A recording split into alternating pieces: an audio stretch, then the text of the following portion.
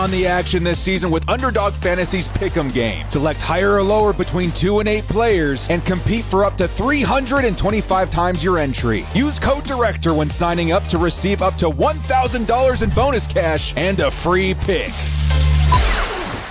Action. Who's got it better than us?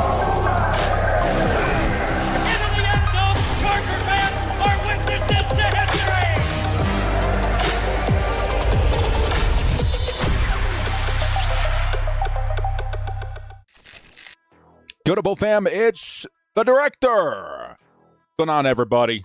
Late start today. Just got back from our World Cup party. I figure we can't miss an episode of Sim Sundays. We're going to jump right into our first game. The Chargers will be hosting the New York Jets. Hopefully we see a better result in this one, man. It was a tough gauntlet, dude. Chargers, I think at this point, are 4-5. Is that correct? 4-5. A lot of ground to make up, but, honestly, the schedule's looking a little better. Little bit better. And hopefully the Chargers can start evening things out a little bit more as the gauntlet is now behind us. The Chargers will be taking the field defensively to start this one. We got some shout-outs in the chat. We got James. We got PCA. We got Jet M. We got Philip Hunter, Iceman. We got Ted Elders. We got a bunch of people in the chat. Thank you guys, Goldfish. Appreciate you coming in, saying hi. Enjoying this week's episode of Sim Sundays. As Geno Smith, the returning quarterback in New York, going to throw his first pass of the game. That goes for -2 yards. If that isn't indicative of what the Raiders were experiencing with Smith last season, I don't know what is. Chargers on defense would love to see some big plays out here, man. That'd be awesome. It's been a long stretch of games. Can the Chargers start making things right here? Nice pressure up the middle. I believe that was Caldwell. Geno Smith able to lock in on his target. Picks up about 10 yards with that throw. It's Mason Taylor, the awesome tight end, son of Jason Taylor, who might be involved in this one. Picks up 10, 3rd and 2. Chargers still have a chance to get off the field here. In motion. Gonna be Hall. Do they get the pass off here? 3, 2, 1. Here comes Geno Smith. Looking. Lots of pressure. He's gonna try and escape throws. To the sideline. And incomplete. Chargers did just enough for just long enough. Get that 4th down, and the defense gets the offense on the field. Nice work, Derwin. Nice work, Chargers. Let's get the offense out here. See how they do. One of Mason Taylor last year from Gadsden ended up being better. Isn't that crazy? Ortiz, man, knows what he's doing, knows what he's up to. Here comes the return. It's Brennan Thompson, met immediately, but still starting at the 19-yard line are the Chargers. McDaniel's record against teams with winning records. That's a really good question. One that these are the things that are funny when it comes to sports and NFL in particular. You think it would be something you can just hand off to ChatGPT or an AI, and like 9 out of 10 times they get it wrong. Don't understand it. Justin Herbert starts with the play action, hits his man on the outside, and it's going to be a pickup of 2 yards for Justin Herbert to Quentin Johnston. Who do we have? Let me see. Let me go make sure these are on, because that was fun last.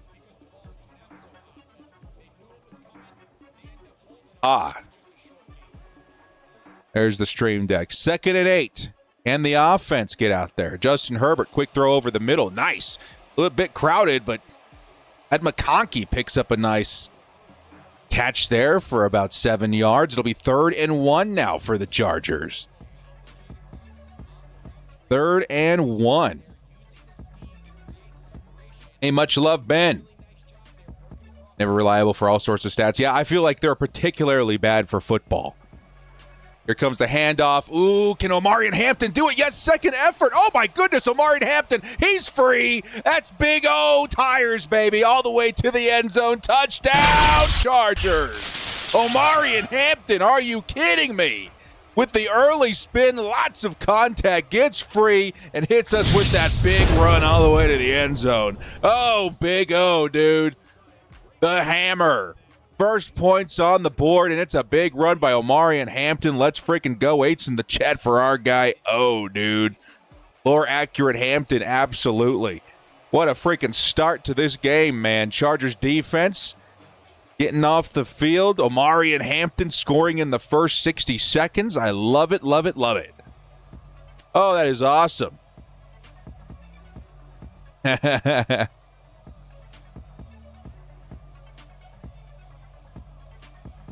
that is what we needed after what has been such a tough stretch, dude. Oh, my goodness. It has been nothing but L after L after L after L.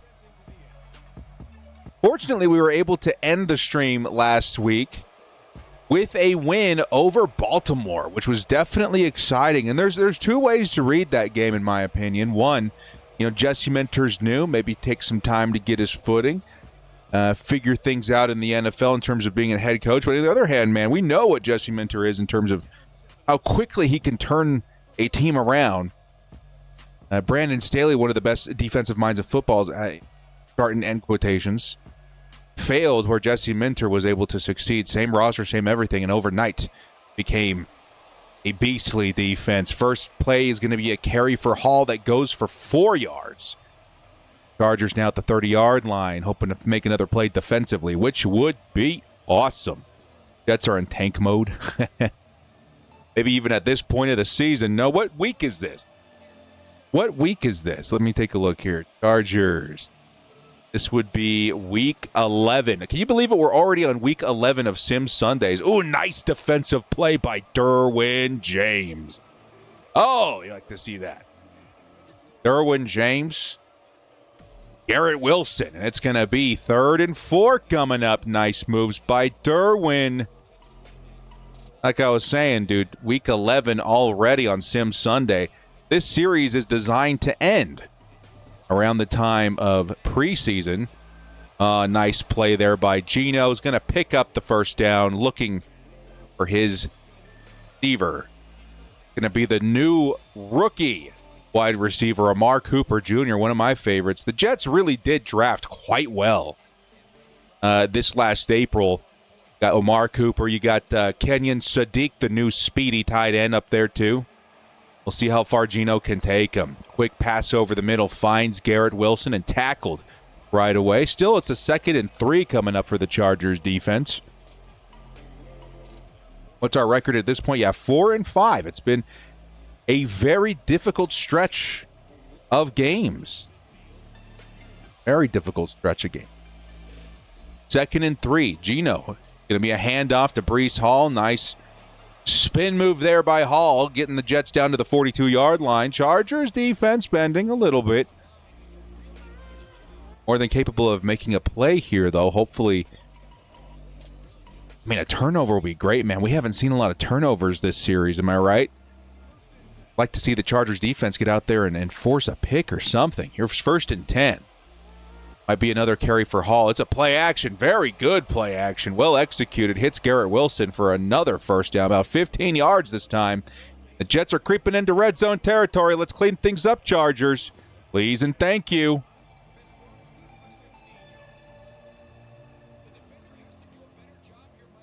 Real this time of the season. Oh, yeah, dude. Absolutely. Dad fans, Dad loved the channel. Hey! Thank you so much, man, chiming in. Here's Geno Smith going to run for it. Picks up 5 yards.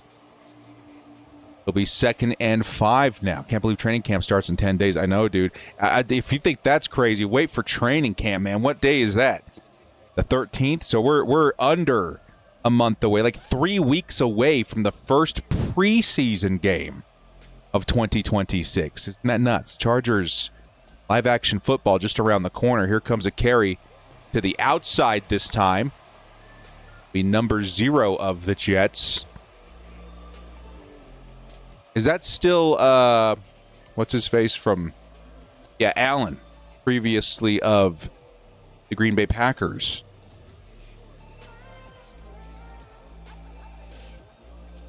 Grab their roster.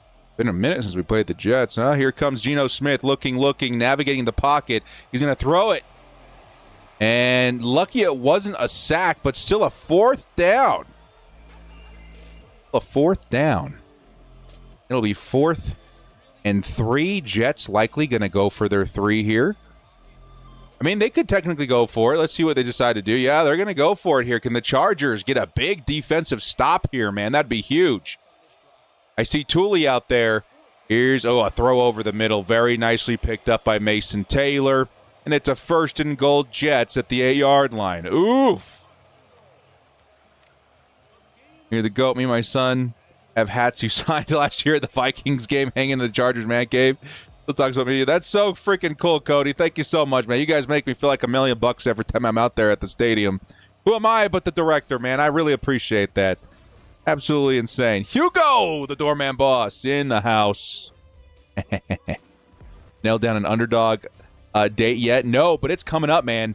I think it's around mid-August that we start doing those, around mid-August, and it's coming up, man. Fantasy football just around the corner. Yeah, dude, here comes the next play. It's a carry by Breece Hall. Ooh, Jets getting closer, knocking on the door now. 3 yards to score. Chargers defense. We need you to stand up and get the stop here, man. It's going good. It's going good, Hugo. Appreciate it. Hope everybody else is doing good out there. It's been a crazy weekend, man. I can't even tell you. I'm butched. I am butched. We couldn't miss World Cup party today either. Geno over the middle finds his man. Number 15. Is that Mitchell? Yes, it is. Mitchell with the touchdown. Jets. Oof. The Jets answer. Can the Chargers put up more points in the first half to separate again? They started off so hot, great defensively, followed up with a touchdown, and here come the Jets who clawed their way into the end zone. Can't let that happen too many times. It'll be Chargers football now, tied 7-7. Will Rashee Rice, John Cooper's percent? That is such a tough question to answer because everybody knows what the right answer is. But seldom do the NFL officials do that. You know what I mean? Seldom does that happen. Here's the return by the Chargers. It'll be Keaton Mitchell making a man miss, picks up a few extra. It'll be a 26-yard start for the Chargers.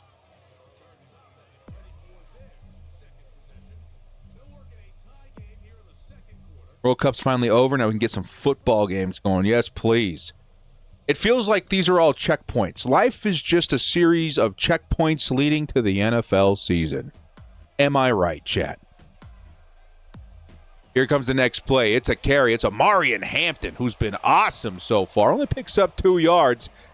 He made a man miss and nearly made another miss. Now at the 28-yard line. Might be one of those games where you want to feed O. Feed O. Uh-oh, SpaghettiOs. Feed the man. Back into the end zone, man. He's already up. Got to be, 60 yards and a touchdown already? Whoo! That's the dream for Big O, man. Here comes the next play. It's a carry for Omarion. Navigating inside. Picks up a couple. And does the best with what he's got. There's a lot of action happening in the middle there. It'll be 3rd and 6. Hopefully the Justin Herbert and the gang can find somebody open for the first down. No Keenan Allen anymore, so we're looking for perhaps Ladd McConkey. We've seen a lot of Rondé Gadsden as of late, too. Maybe he picks up the first down here. He's going to be the man in motion on this play. Lines up on the outside. Herbert finds his man over the middle. It's going to be a first down. It's Ladd McConkey. Of course, we do have the button set up. We got to do a little Ladd with the first down there. And the Chargers are on the move now at the 38-yard line. First down.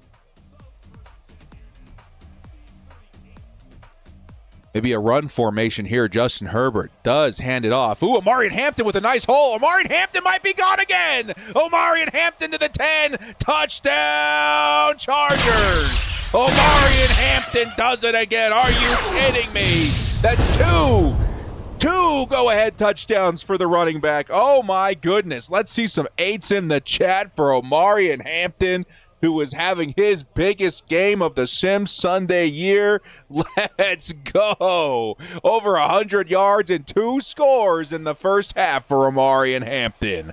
Dude, let's go. That is the dream. That is the dream you're hoping to see Omarion in real life pull off, man. That's awesome. 8s in the chat, please, for Big O, man. The Chargers are running it all over the New York Jets. Made a YouTube channel because of this channel. I remember great times I had watched the channel. Hey, let's go, dude. Lots of better times and good times ahead as well as the season approaches closer. Hope you're having a lot of fun with that channel too, man. YouTube can be very fun. Here comes the next play. It's a decent return by number 18. Going to be Isaiah Williams, the wide receiver, and the Chargers defense takes the field. This team is ready to go over the season. Every player's locked in. Let's go. And we know who's getting the game ball. Yeah, the Chargers. We gotta take care of business first. But man, Omarion, dude, first half is going crazy.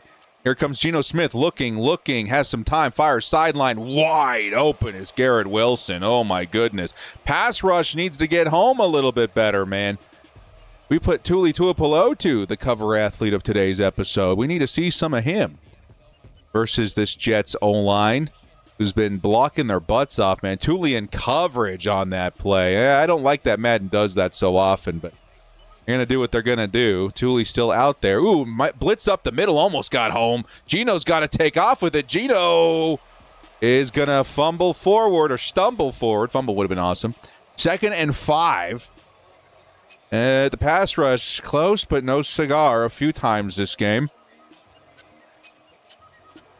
Only gut punch, we likely won't see Keenan anymore. I know, dude. I mean, it is what it is. Sometimes things happen. I was so sad we didn't see Mike anymore. And probably one of the biggest ones as of late that I remember feeling so awful about was Phil and Antonio Gates. Oh, was that a fumble? And then recovered by the Jets. I can't quite tell what happened there, but it's going to be first down New York anyway.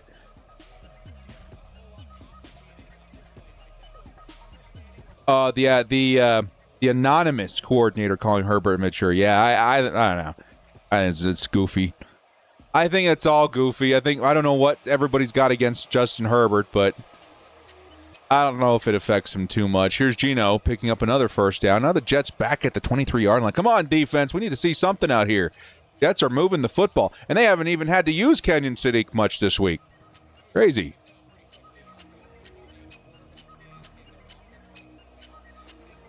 Special in 26, yeah. Here's 1st and 10 Jets. Chargers defense needs to make something happen here, man. Here's a carry up the middle. Nicely done by Tuli. Tackled at the line, only a pickup of 3. Tuli able to get his arms around him. It'll be a 2nd and 7. Bend but do not break defense. Bend but do not break defense. How much will Chris O'Leary blitz in 26, and who will benefit? I think, honestly, you're going to see a lot this season, way more than last season. And, of course, the edge rushers will be the first ones to benefit. Perhaps even Keem Mesidor finding a little bit of opportunity there to shine in his rookie season. That'd be pretty sick. But I think sneakily, too, if you take a look at O'Leary's defense in Michigan and Western Michigan, excuse me, and, of course, his time with the Chargers, you might see a little bit more from the safeties and the corners. Sideline looking incomplete. 3rd and 7 now for the Jets. Chargers pass rush is getting in there, not getting sacks, but generating enough pressure to affect some throws at least. It'll be 3rd and 7. Can the Chargers defense hold on just a little bit longer? With a minute 57 left in this game, 2-minute warning. Chargers deal with 3 timeouts. A stop here would be awesome. Tuli and Mesidor on the field this time. Ooh, Chargers are blitzing. Geno able to get away, but not from our guy, Deion Henley. That's going to be a stop there. No, sir. No first down for you. And the Jets likely take their 3 points here, leaving the Chargers with a minute 52 after taking their timeout, their first timeout of the half.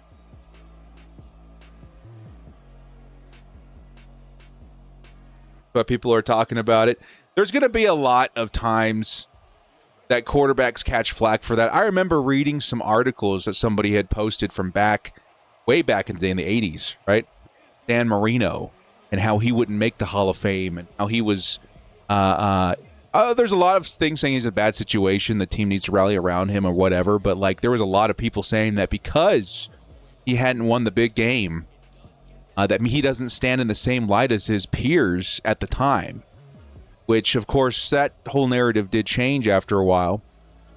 But in the moment, it is really hard, because there are quarterbacks standing out and winning games and doing things that result in championships. And hopefully Justin Herbert is about to hit that curve now with the supporting cast I believe he needs, especially with that coordinator situation, man. That's one of the best things that could have happened to him. I'm so hyped and so optimistic about Mike McDaniel, dude. It's going to be awesome. Hey, good night to you, man. Thank you so much for stopping in. 1st and 10. It'll be Justin Herbert looking, fires over the middle, finds his tight end as Rondé Gadsden, who has had some games, man. There was a game that he went for 100 yards in the first half? Crazy. Hey, big love to you, my man. Big love. 2nd and 3. Minute and a half. Chargers with 34 yards, at the 34-yard line. 2 timeouts. Make up some chunk plays here. Let's see. It's play action for Herbert over the middle. Almost a diving, spectacular grab by Trey Harris. Ends up being incomplete. It's 3rd and 3. Big love, my man. He's a playoff win to silence him. Ultimately, that's what it's going to take, yeah. I think ultimately for the consensus view of the average NFL fan, it's going to take a Justin Herbert playoff win, which is definitely not out of the realm of possibilities this season. I think this is as good of a season as he's ever had in his NFL career to make that happen. 1st down, Chargers. Still 2 timeouts now at the 40-yard line. 40-yard line for the Chargers. We'll play over the middle there for Gadsden. The Chargers can make up some big play or some yards here. In motion is going to be Quentin Johnston. Herbert over the middle. Throws an interception over the middle. The number 51. The Jets picking off Justin Herbert. Now at the 50-yard line. Oof. The obligatory Herbert interception. Now counted for here in the first half. 39 seconds, and now the Jets hoping to burn some timeouts and pick up some points before half. That's how it goes, man. That's how it goes in Madden.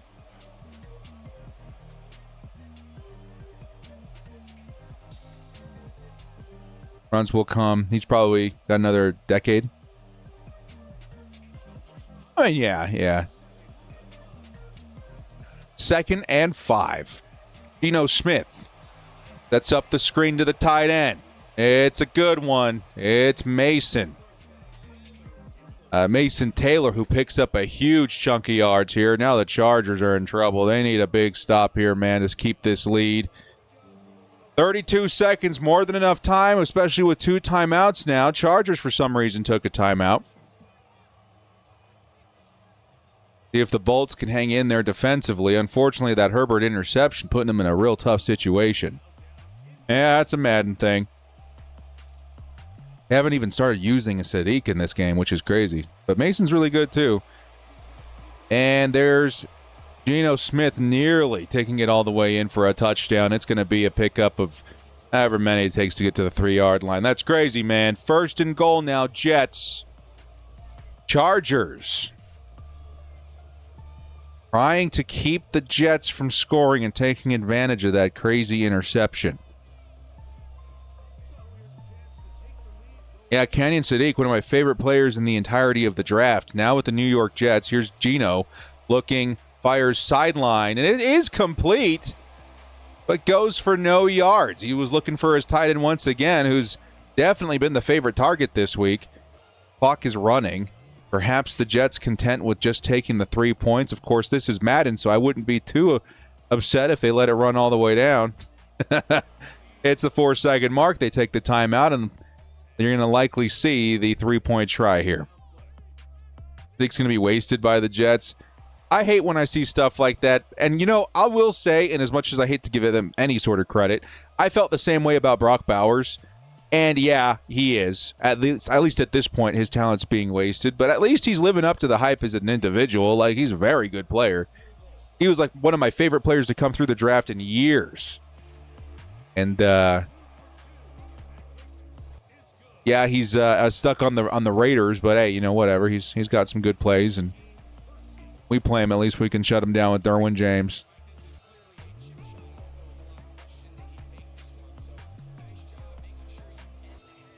Who's going to benefit from the blitz? Again, I'll say this. I think, again, the edge players are going to be the ones that benefit first. But knowing Chris O'Leary, you may see more involvement from the safeties and corners than we were used to seeing, which would be pretty cool. And when he plays the race between talent. Dude, can I please get a lifeline or a life preserver thrown in the direction of Ashton Janty, man?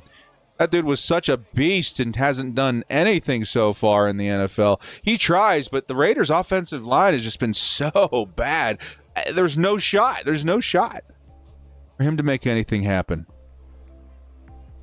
FTR's early here in the chat. I'd like to see that. 1st and 10. Justin Herbert steps up, fires deep downfield. Is there anybody home? It's intercepted again. Oh, man. Of course, just with 2 seconds left, it was a Hail Mary, but that's going to go against Herbert's stats this week at least. 2 interceptions. Don't like to see it. Fortunately, we do get the football back and we have the lead, but it's been a sloppy game so far. One of the sloppier I've seen, even with all the losses from the Chargers this sim series. Here comes 1st and 10, the 28-yard line. Still will blitz quite a bit. Yeah, I think you're going to see a lot more from the nickel, a lot more from the safeties.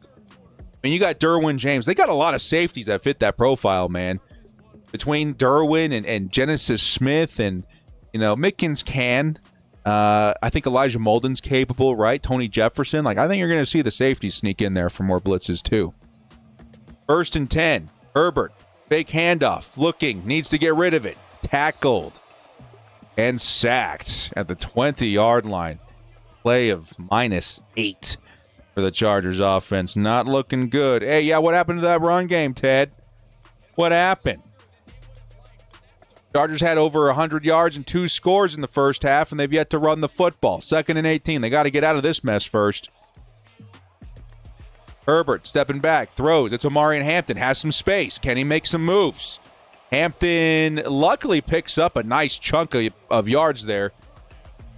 In the receiving game, that's nice, but still needs 8 yards to convert. Do they go back to him? I don't know.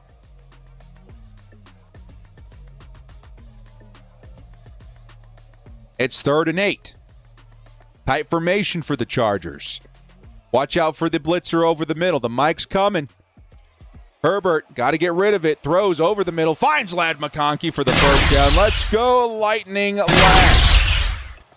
Absolutely fantastic play there. Keeps the Chargers offense moving forward.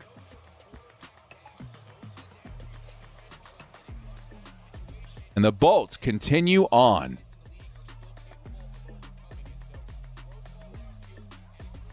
Here's 1st and 10. Chargers. It's Omarion Hampton underneath. Has to spin around to make something happen, but it'll be 2nd and 8.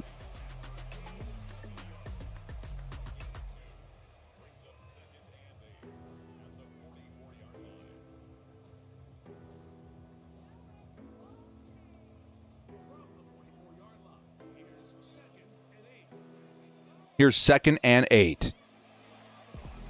Justin Herbert over the middle. Oh, my goodness, what a catch. Risky business throw, but huge first down by Trey Harris. Oh, my goodness. What a freaking play, man.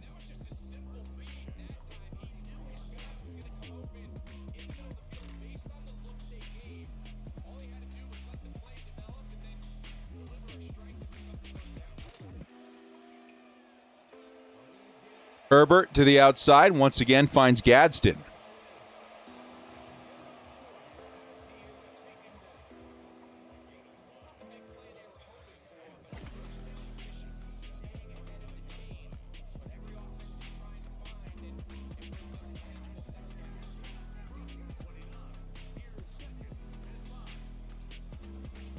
Second and 5 now for the offense. Herbert quickly throws, gets it away. Nice move there by Trey Harris, who has a chance to score.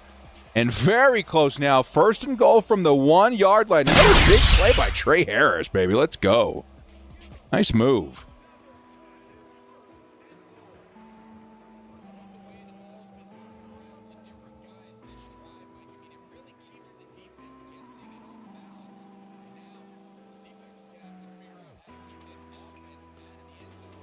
Here comes the play. It's a Hampton play, and it's a Hampton touchdown. His third of the game. Touchdown, Chargers.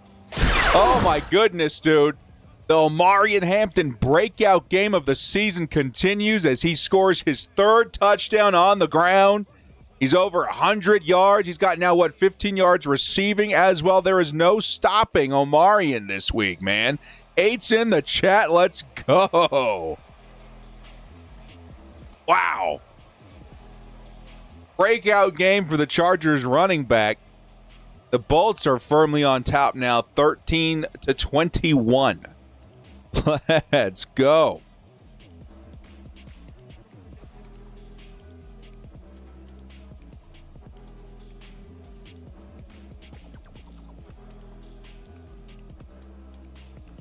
It's good to see some Chargers touchdowns after such a drought of a gauntlet we experienced over the last 2 weeks or so, right? Oh, it's been brutal.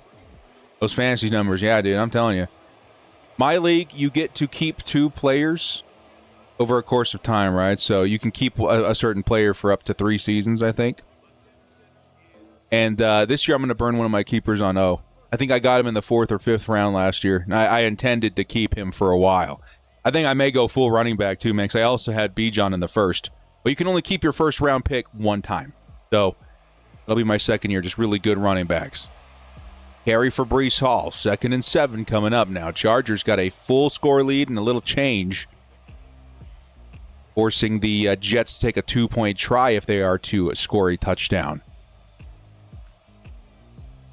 Fantasy football just around the corner too, man. I'm super stoked. 2nd and 7. Gino looking middle and 3rd down now. Finds Adonai Mitchell for a handful of yards. It's 3rd and 2. When am I having my draft? So my personal football league's draft is usually like the week before or 2 weeks before the season.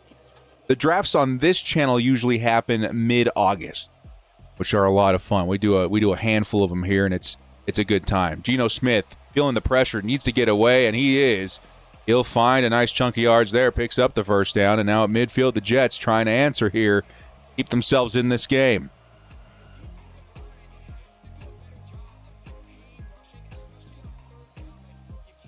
Never played fantasy. Fantasy is so much fun, dude. And there's a lot of leagues that are competitive that are free. You can find... I like Yahoo. That's what we've been playing for like the last 11 years. 12, 13 years. Holy crap. I'm trying to think about when we started this league. It's been a minute. Maybe even further than that. Long time league. I've been on Yahoo. But I've enjoyed Sleeper. I think that one's been definitely an interesting one. I've enjoyed, of course, the NFL is okay. ESPN's okay. But one of my favorite recently has been, and again, no bias, has been Underdog, dude. Those quick bite drafts have been a lot of fun. And then Daily Sport. I think the daily thing really took me over the top as an NFL guy. I started becoming obsessed every Saturday. I think it's going to go number 1 in most fantasy leagues this year. It feels like people are shifting back to running back, right? It could be, a lot of people think it's Jahmyr Gibbs because of the loss of Montgomery, which is definitely not a bad... Oh, there's a fumble! And the Chargers got it. Khalil Mack picks it up. Oh, my goodness. That's the play the Chargers needed. And the Bolts have the football back with 5 seconds left in the 3rd. Here comes a carry by Omarion, who hits the outside. Omarion Hampton is having the game of his life right now. Another 15 yards or so. 6 rushes for 159 yards and 3 touchdowns for Omarion Hampton this week. Unbelievable. Unbelievable.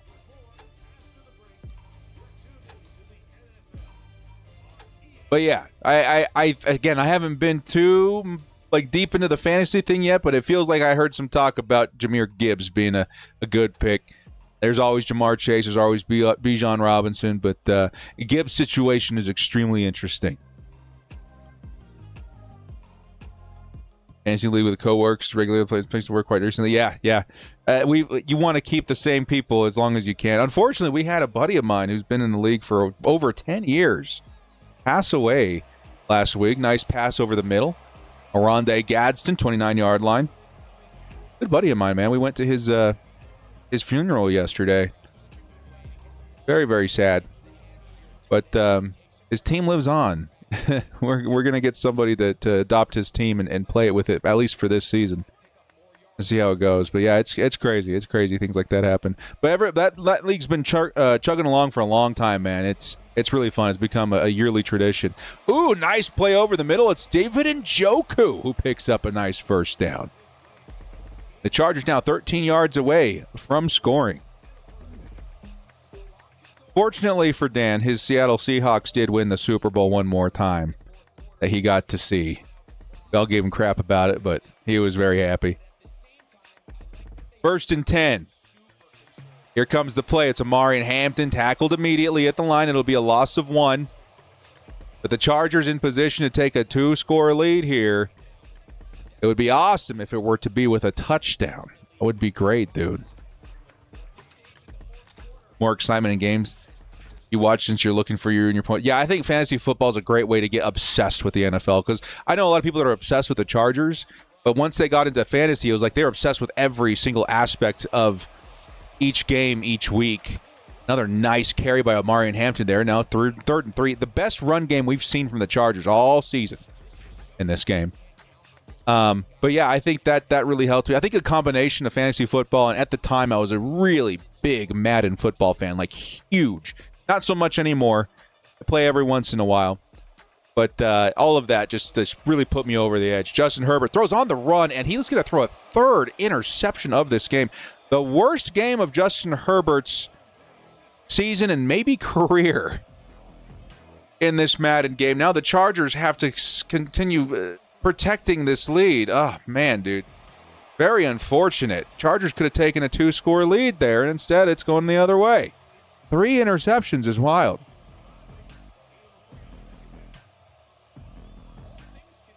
I appreciate it. I appreciate the kind words, man. I appreciate that. Thank you.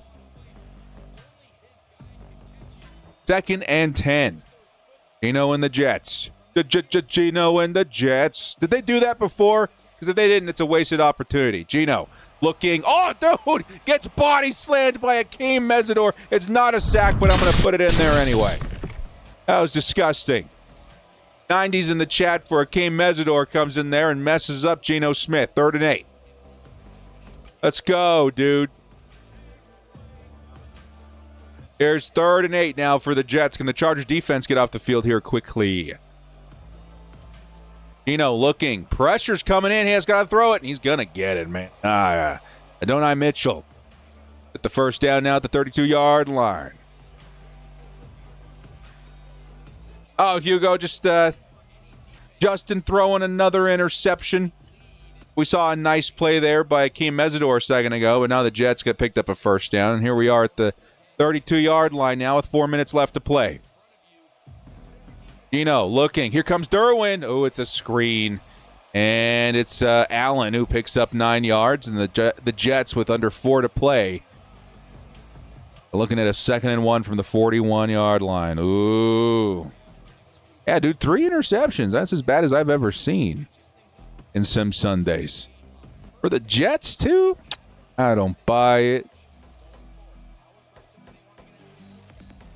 2nd and 1. Gino to the sideline.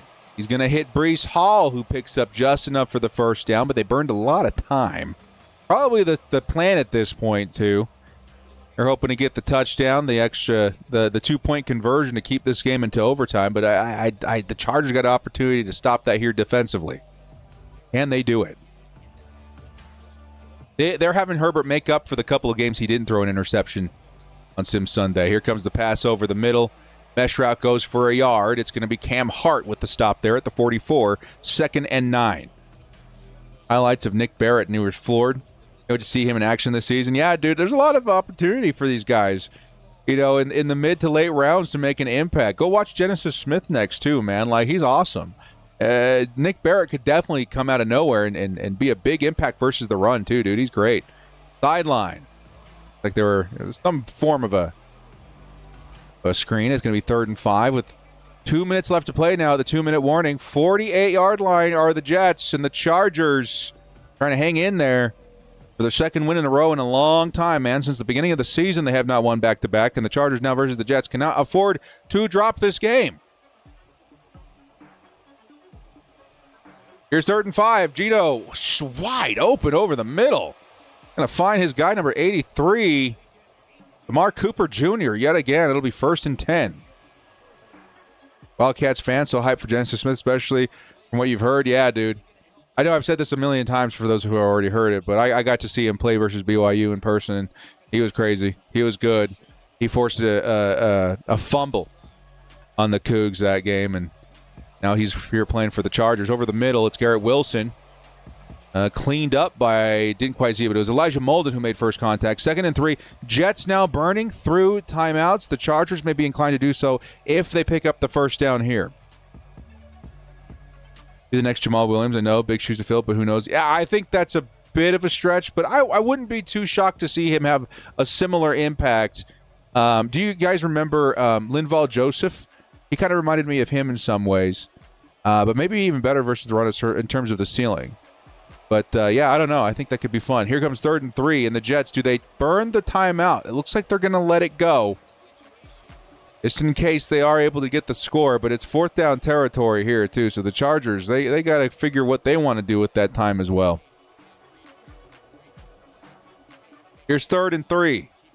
Chargers only rushing 3. Oh, never mind. They got a Mike blitzer. But over the middle is going to be the first down, and now the Jets take another timeout with a minute left to play. 4 yards to score, and this is where things get interesting for the Chargers. I think you are wise to start burning some timeouts here, as they only have 4 total opportunities to run the football.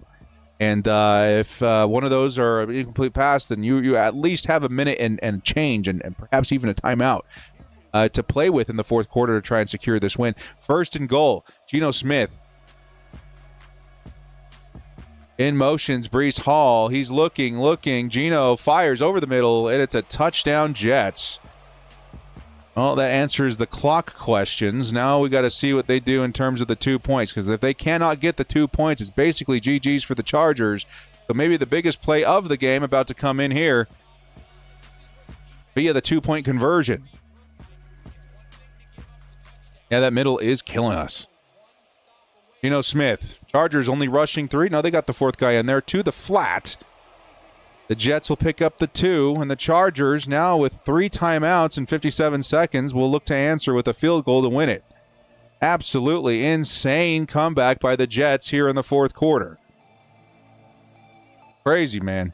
Madden has been a roller coaster of an experience in Sim Sundays. Even with a win here, I'd feel a little bit, sketchy going into next week versus the Pats, man. That's not a good sign. That's not a good sign. 21-21, and here come the Chargers with just under a minute to play. Starts off with a decent return. Just inside the 35-yard line was Brennan Thompson. Now we're looking at, 2 decent passes, getting the Chargers in field goal range. We saw Cameron Dicker hit like a 55-yarder a few weeks ago.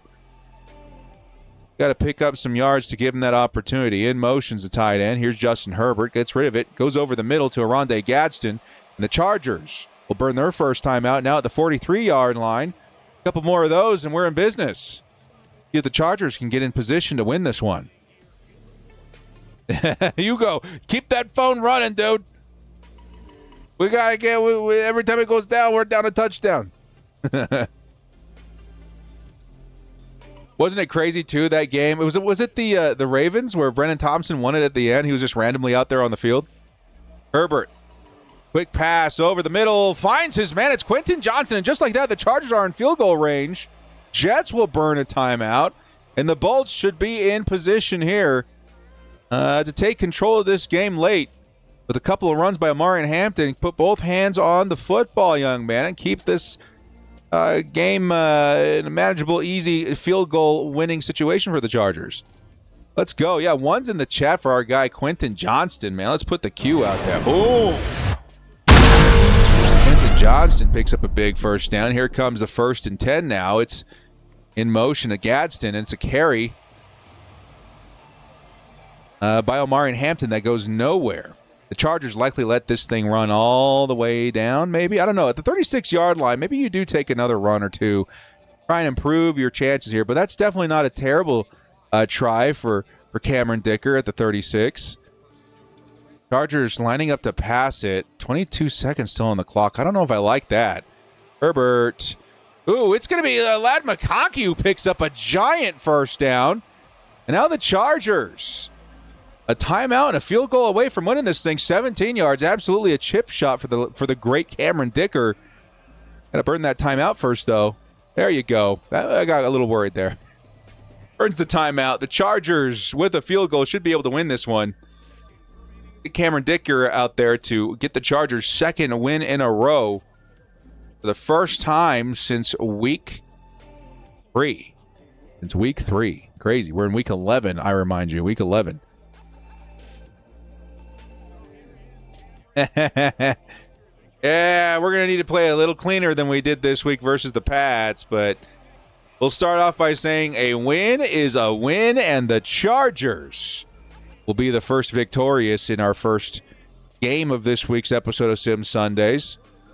21-24 is going to be your score, and of course, we all know who that game ball is going to, man. Let's get to the stats real quick and show you the game, or I should say the career game by the man you're seeing on the screen right now, Omarion Hampton, who had 2 breakaway touchdowns on the ground, as well as some utilization through the air. He was absolutely fantastic this week.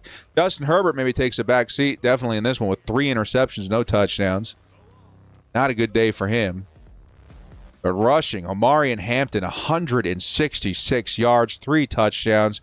Add to it another 12 yards on or through the air. That's 178 total yards and 3 touchdowns, which is absolutely fantastic. Through the air, Trey Harris had a couple of awesome plays. Ladd McConkey kept things going. 5 receptions for Rondé Gadsden. Then defensively, let's see here, total. Cam Hart looking good. Tackle for loss. A couple there. Actually, we got to get to just the Chargers. Oh, no, there's Tomlinson. We had a sack by Tomlinson as well. Looks good. No interceptions. But, of course, that game ball going to Omarion Hampton shocks nobody. We move on now to week 12 of the Sim Sundays series. The Chargers will now take on the Patriots in week 12 at SoFi Stadium. Sunday night football game. Get those Patriots up here, and hopefully the Chargers able to take care of business. Bit of a closer game than I would have liked versus the Jets, but they got the win. They're back to even, 5-5, and hopefully on their way to a winning record here in this week. Go to advanced settings. Mike McDaniel.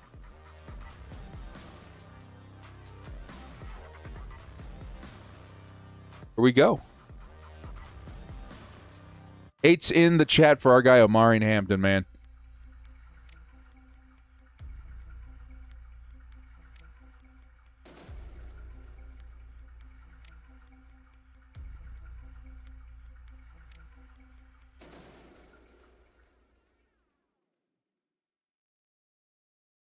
No game, not yet. This one's in SoFi. That would be a geological disaster. Here we go, man. Sunday night football. The Chargers versus the Patriots. In this big rematch, the Bolts, hoping to find a little momentum after that Jets game, are going to need to clean it up a bit versus the Pats, who are a much more worthy opponent.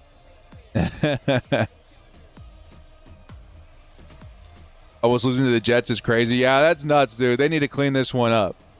No, it's SoFi. Why not? They can call it Snowfi. Here we go. Week 12. Here come the Chargers versus the New England Patriots. Hopefully able to improve to 6-5 and start the win streak. Am I right? I think we've already begun the win streak. If we can continue the win streak, would be fantastic. Here is kickoff. The Chargers once again kicking this thing away. Patriots will start on offense, and the Chargers defensively are hoping to hit the ground running the same way they did last week. They started off really hot. Hopefully they can continue on the whole game in that fashion. But no, what's up? We just beat the Jets. Now the Chargers onto a Sunday night football matchup versus the New England Patriots. Here we go. Hopefully the last interceptions from her. Yeah, absolutely. I don't know what was going on in that game. The worst quarterbacking game I've seen for the Chargers in forever for Sim Sunday. In that one, 3 interceptions. Ridiculous, man. Versus the Jets, too? Come on, man. Here comes the return by the Patriots past the 20 and tackled at the 26-yard line. They will start 1st and 10 at the 26. Argentina still lost. It was a great day for me. I don't have much stake in football, but I was rooting for Spain for whatever it's worth.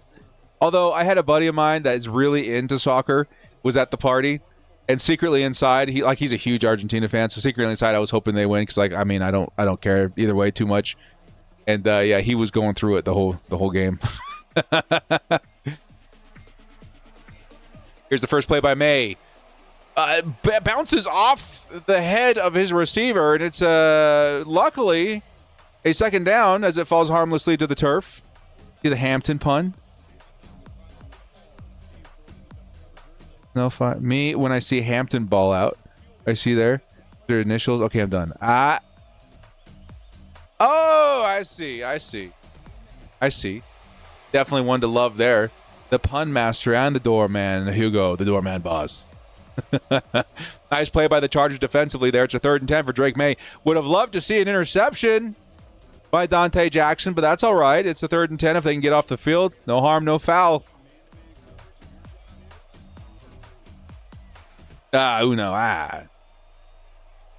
Here's Drake May. He's going deep. He's got a man open, and it is touchdown Patriots. In Chargers fashion, the wheel gets open, and here you have it. Chargers now trailing 7-0, pending the extra point. Chargers offense is going to have to really answer here. What happened there, man? A lot of traffic.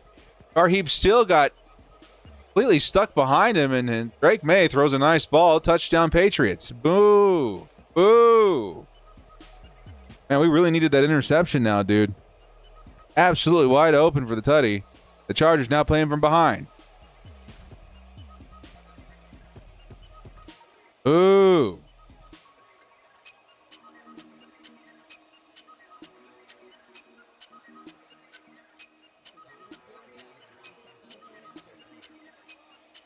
Yeah, boo. When do you test the burger? Boo. Comes the extra point, and the Chargers will get a chance to answer here in offense momentarily. I feel you, Goldfish. It's been an up and down one this season for the Sim Sunday series. I couldn't believe that we beat the Bills. And then we just went on the longest loss streak, dude. I think like 5 or 6 in a row. It was insane. Ended up beating the Ravens, which was awesome. Barely survived the Jets, which is not awesome. And here we are trailing the Patriots. We got to really lock in for the rest of the season, dude. Got to really lock in for that one.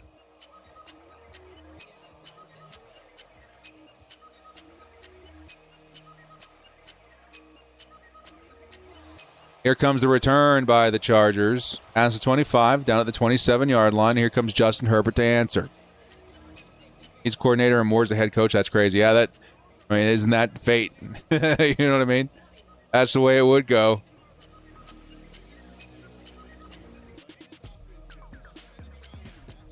I don't know, dude. That whole dig situation, I ain't digging into it too much. It's crazy.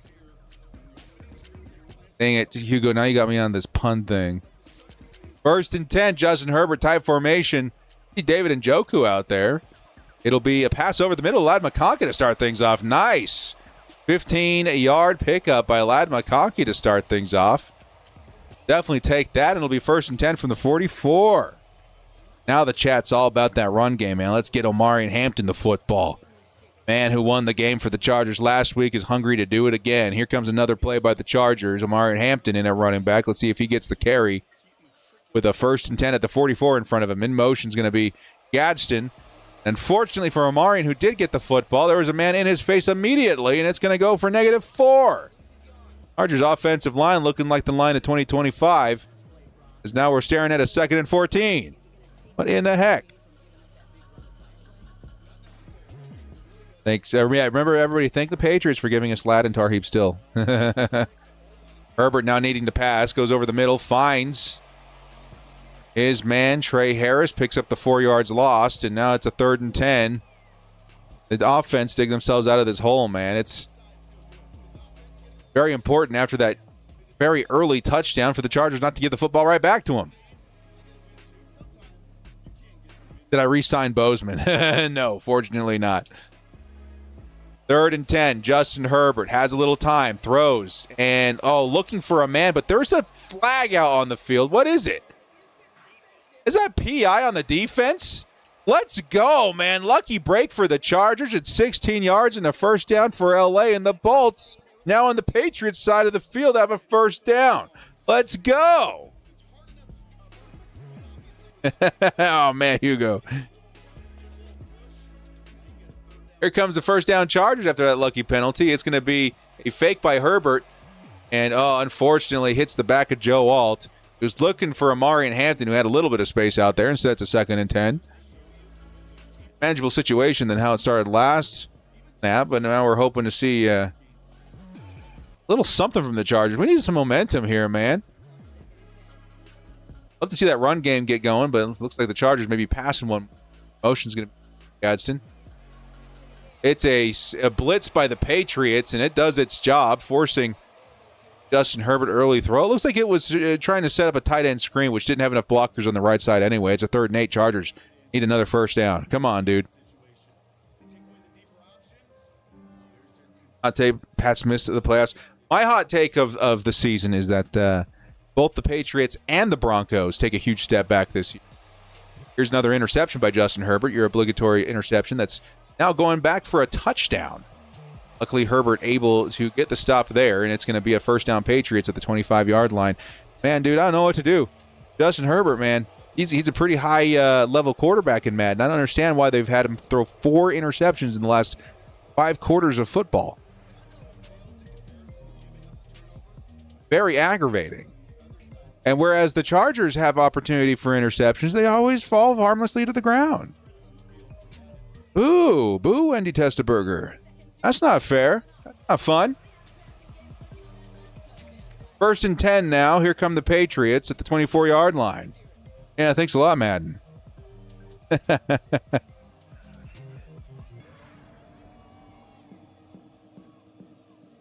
Here come the Patriots now. Chargers need to definitely not let up a touchdown here, as they are already in field goal range. Here comes the carry up the middle. It's going to be Ramondre Stevenson, who almost picks up the 1st down immediately. 2nd and inches coming up. And hates Herbert. I would not be surprised to hear that come from official sources. 4 interceptions in 5 quarters is insane. That's absolutely insane. 2nd and inches. And for Justin Herbert, too. Here's another carry by Stevenson. Going to pick up just enough for the 1st down. Maybe a yard extra. It'll be a 1st down now at the 12-yard line. But the Chargers need to get this football back, man. We need to see a play or something. Come on, dude. What are we doing? What are we doing, Madden? Too many mistakes, dude. 1st and 10.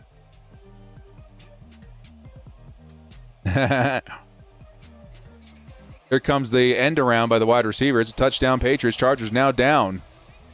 2 scores in primetime football. Justin Herbert with the interception. It's Romeo Doubs who's going to pick up the touchdown for the Patriots. And now Justin Herbert really playing come from behind football. The game just started, and it's still got to be in the first half, right? First quarter. Even.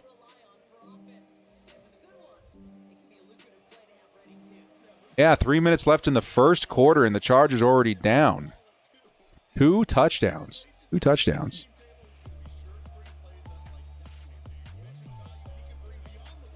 Man. Hate to see it. Hey, Joel, with the $5 holla. Just realized Chargers football is next month. Both up. You're the man director. Hey, big love to my guy Joel in the chat, dude. We're out here playing the Madden simulation football, and he's got the bolt up fam in his blood, pumping, hyped, ready for the season. Drops the $5 in the chat. Thank you so much, dude. I appreciate that. Jolski, back at it again with the $5 holla. 1 month away, dude. 1 month away, but technically like 3 weeks and change away from preseason football too, man. Just 10 days away from training camp. It's coming, man. We're almost there. First week it tends to be no pads, right? And then second week is pads. I'm so excited. So excited. So excited. Here comes a nice little return by Heaton Mitchell, who gets down to the 25-yard line. Here comes Justin Herbert, who needs to not throw an interception.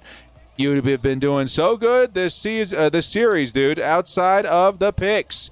Let's pick it up. There's another punt. Dang it, Hugo. Every time I catch myself in a punt, I'm going to, dang it, Hugo.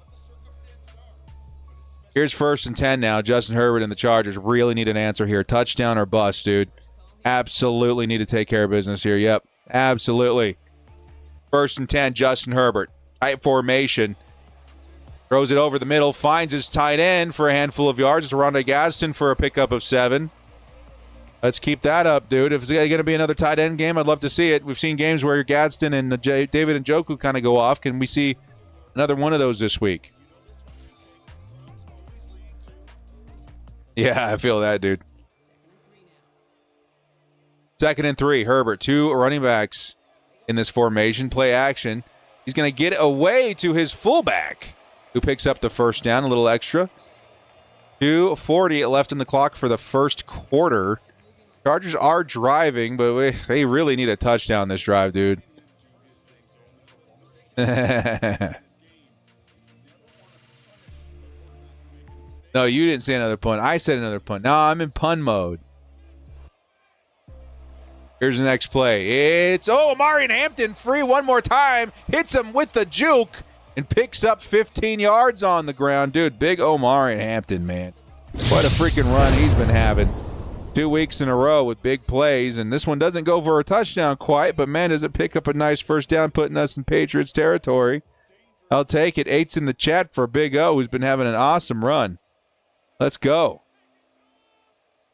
1st and 10 in motion. Ladd McConkey. Justin Herbert fakes it, throws over the middle, finds his man, Quentin Johnston, but unfortunately slips out of his hands, resulting in a second down.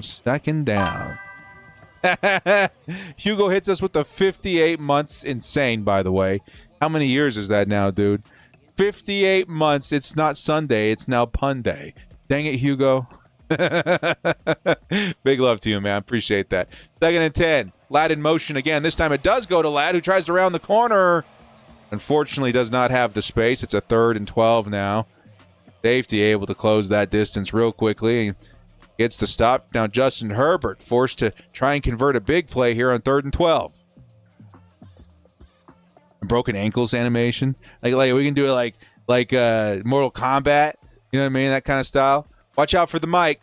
Here comes Justin Herbert, and he needs to get rid of it. He's going to throw on the run. Finds Trey Harris, who rounds the corner and picks up big yardage. First down, Trey Harris. Chargers needed it desperately. They got it. First down at the 14 yards. A score here would be huge. Keeps the Chargers' hopes alive. Of course, they do get the football in the second half. But it does not matter if they're still down 2 scores. Come on, baby. Let's pick it up. Let's go. Let's get that touchdown. 1st and 10. Justin Herbert, 2 running backs once again. Big blitz by the Patriots and overthrown. Looking for his tight end, Rondé Gadsden. Over the middle. Patriots sold everything, and they cashed out another incompletion. 2nd and 10 now. Man, Chargers so close to a touchdown on that. Justin Herbert's first touchdown in a minute, too, would have been awesome. Here comes the second down play. Justin Herbert steps back, fires underneath, finds his man. I think it was the fullback one more time. Yes, Ingold picking up a handful of plays or a handful of yards. It'll be 3rd and 6 now. Chargers. Again, I'm thinking almost 4th down territory already. I don't know. That would be devastating to get no points, but down 14, you got to consider it. You got to consider it. Hopefully they don't even need to think about that on this 3rd down play. Picking up the first down or even a touchdown would be huge. Keep this Chargers team in it right here. I don't know why we keep throwing this replay at the screen of utter and nothing.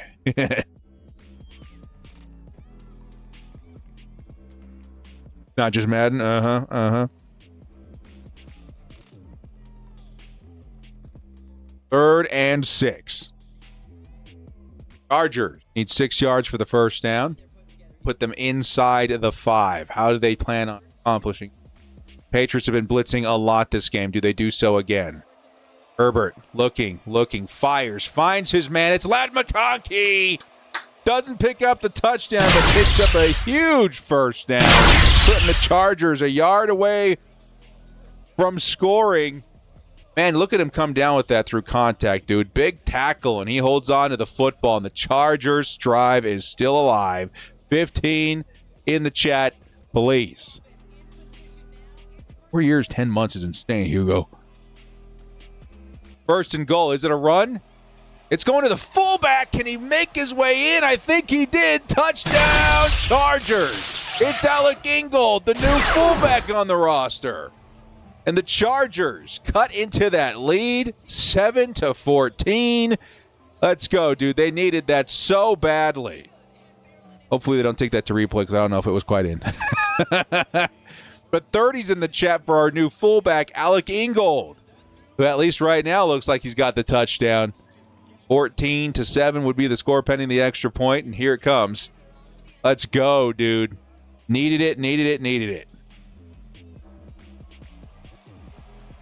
Cameron Dicker keep things within 1 score for the Chargers, and it's going to be a 7-14 game. Here come the defense.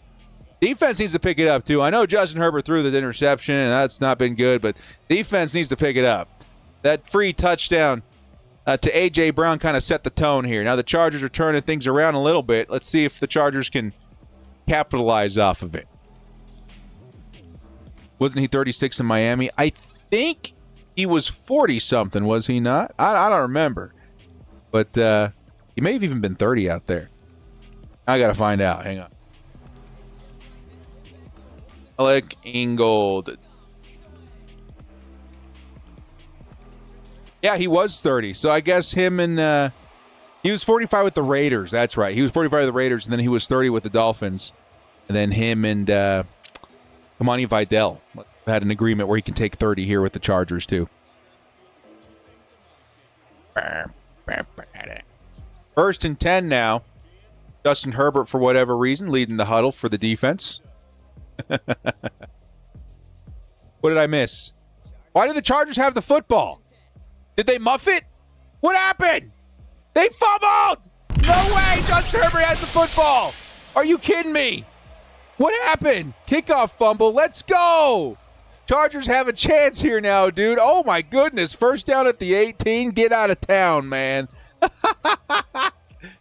Let's go! We missed the fumble. I was sitting here like silly Madden. Justin Herbert in the huddle. Psh. Here comes a carry for, it goes for negative yards. 3rd and 10 coming up, but the Chargers with an opportunity here at least get 3 points, right? Like, geez. Let's get that touchdown, though, dudes. Come on. Let's pick it up. Let's go. I looked down for 2 seconds, and the Chargers got the football again. Let's do it. Okay, we're seeing a Trey Harris touchdown here. Let's see if it comes true. Look at that blitz from the right side, man. Over the middle. Dude, it's Quentin Johnston who dropped another one this game. Not good. Still 4th down. Chargers should get the 3 and come within 4 points now of the Patriots, which is definitely a good thing to see, seeing they started down 2 full touchdowns. All right, you got to take the small wins where you can, man. Here comes the 3 points, and it's a 10-14 game now, Patriots, but the Chargers quickly making up ground, and I would say firmly have the momentum at this point. Let's see if they can protect it. Here come the Chargers special teams again to kick it away. Can you maybe get another fumble just so the director can see it this time? Like in live action, that'd be awesome. In live time, that'd be great. That's awesome, dude. 10-14 now the score. Much more manageable. Much more manageable.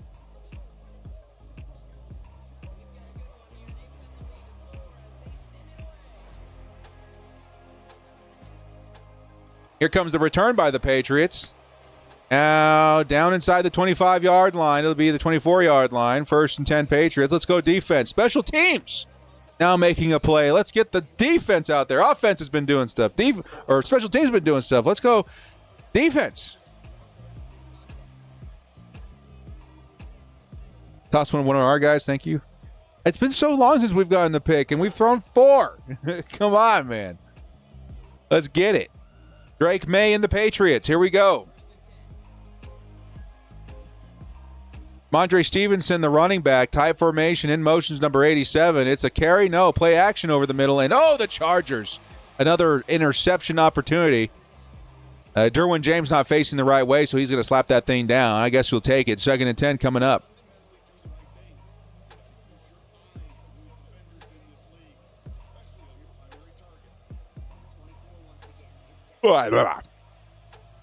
Second and 10. I form for the Patriots. Watch out for the run. Here comes Ramondre Stevenson. Big hole. Picks up the first down. Holy cow. 3rd and inches, though. 3rd and inches. Can the Chargers get a stop on 3rd and inches? You know, this Madden likes to use a lot of QB sneaks. I hear the next Madden's going to utilize a lot more tush push. Uh-oh. Can the Chargers get a stop here? I got to imagine it's a quarterback sneak here, dude. Pinch the line, dude. Pinch the line. It is a QB sneak, and it is a 1st down Patriots at the 36. Gross. Gross.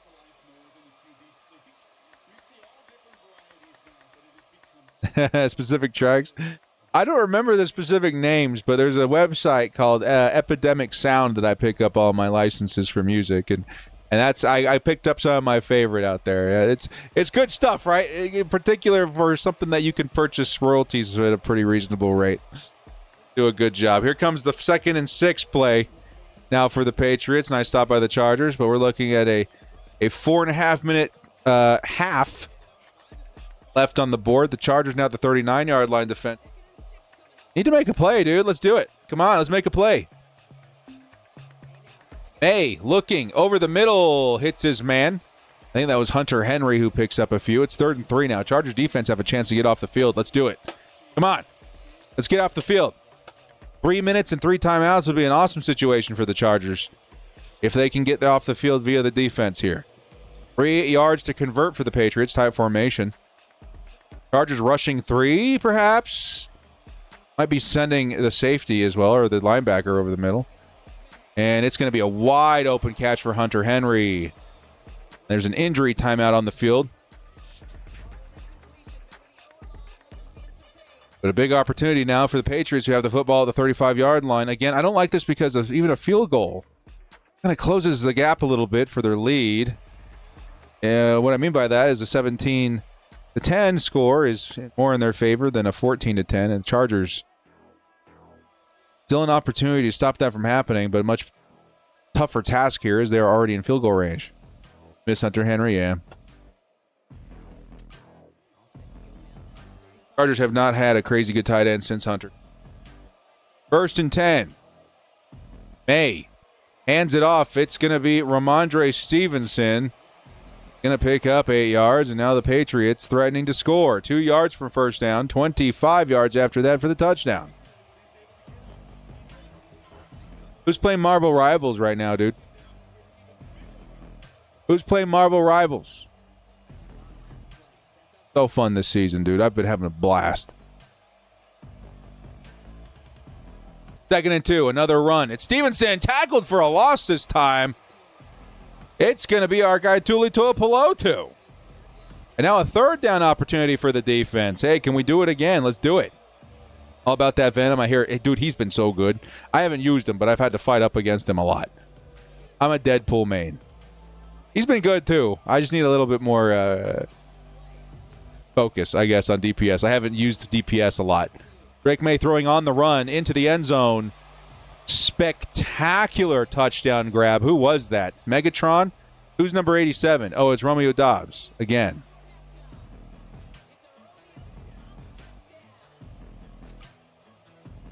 Putting the Patriots up 21-10 now. Chargers need to answer here in the first. Look at this touchdown, dude. Right through the contact of the defender. And it's going to be a 21-10 lead Patriots.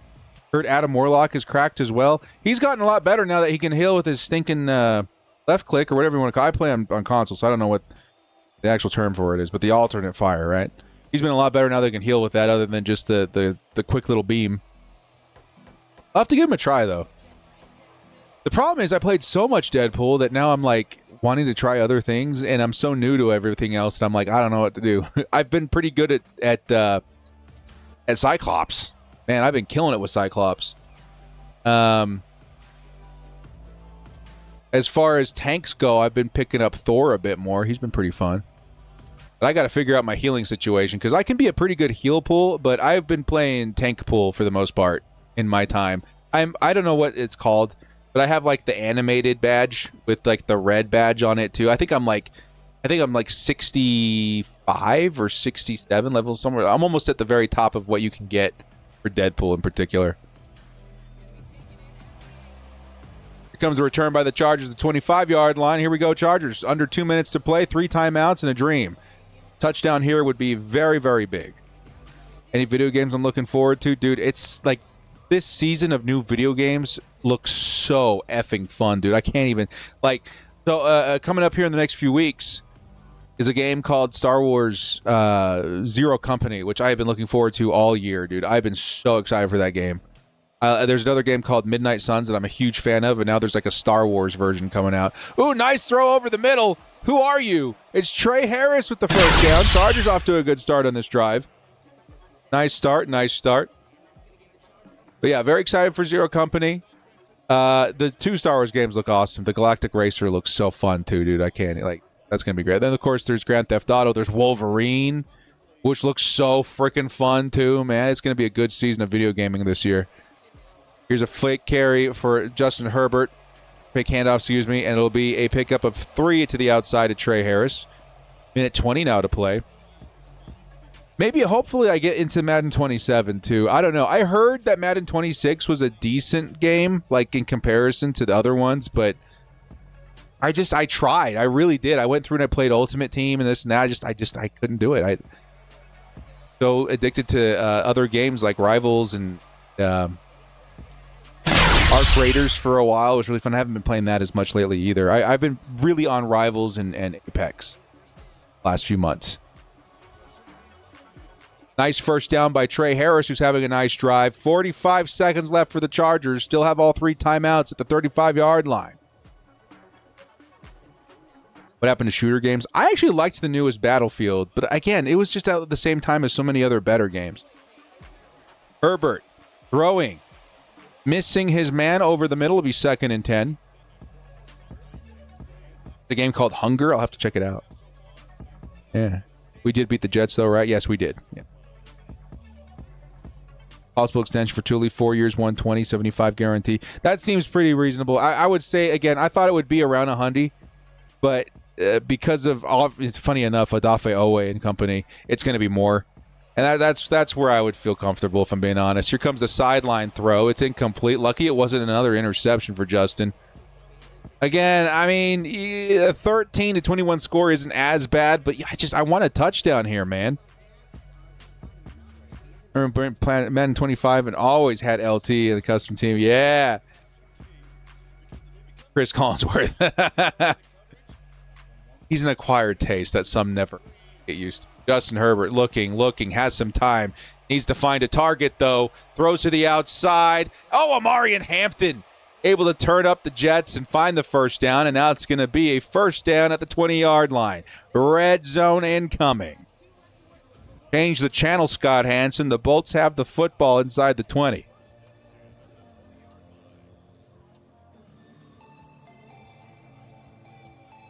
Yeah, that's a pretty reasonable prediction for a Thule contract extension for sure.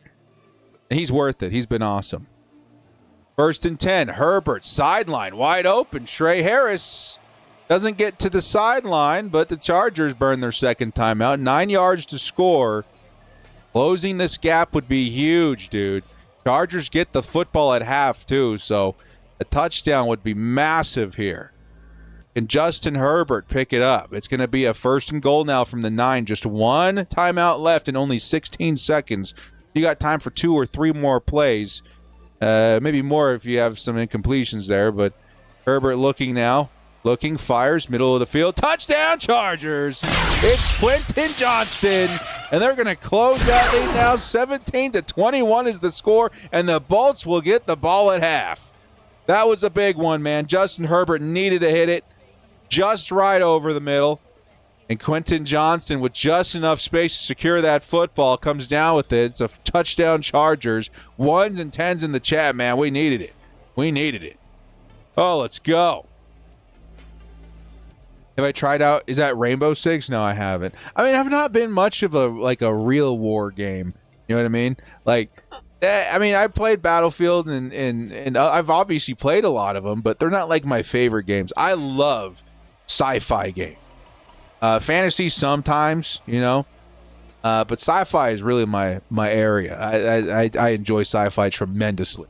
And I think Marvel Rivals kind of fits into that too, right? Sci-fi fantasy. One of my favorite games ever in terms of story was Detroit Become Human. You guys play that one? Whoo! That is a well fleshed out story, man. That is one of the better story experiences I've ever had in video games. That was awesome. I loved the Uncharted series a lot. That's got a little whimsical, discovery element to it.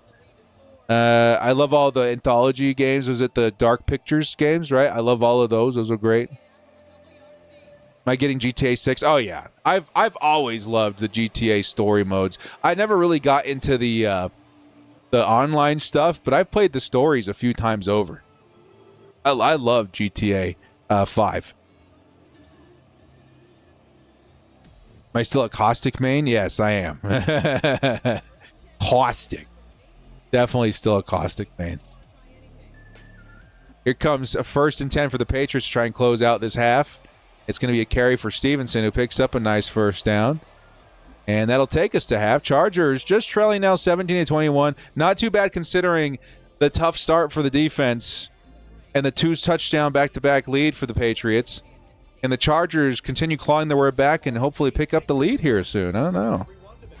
South of midnight. I'm going to put that into my browser here. I remember to take a look at it.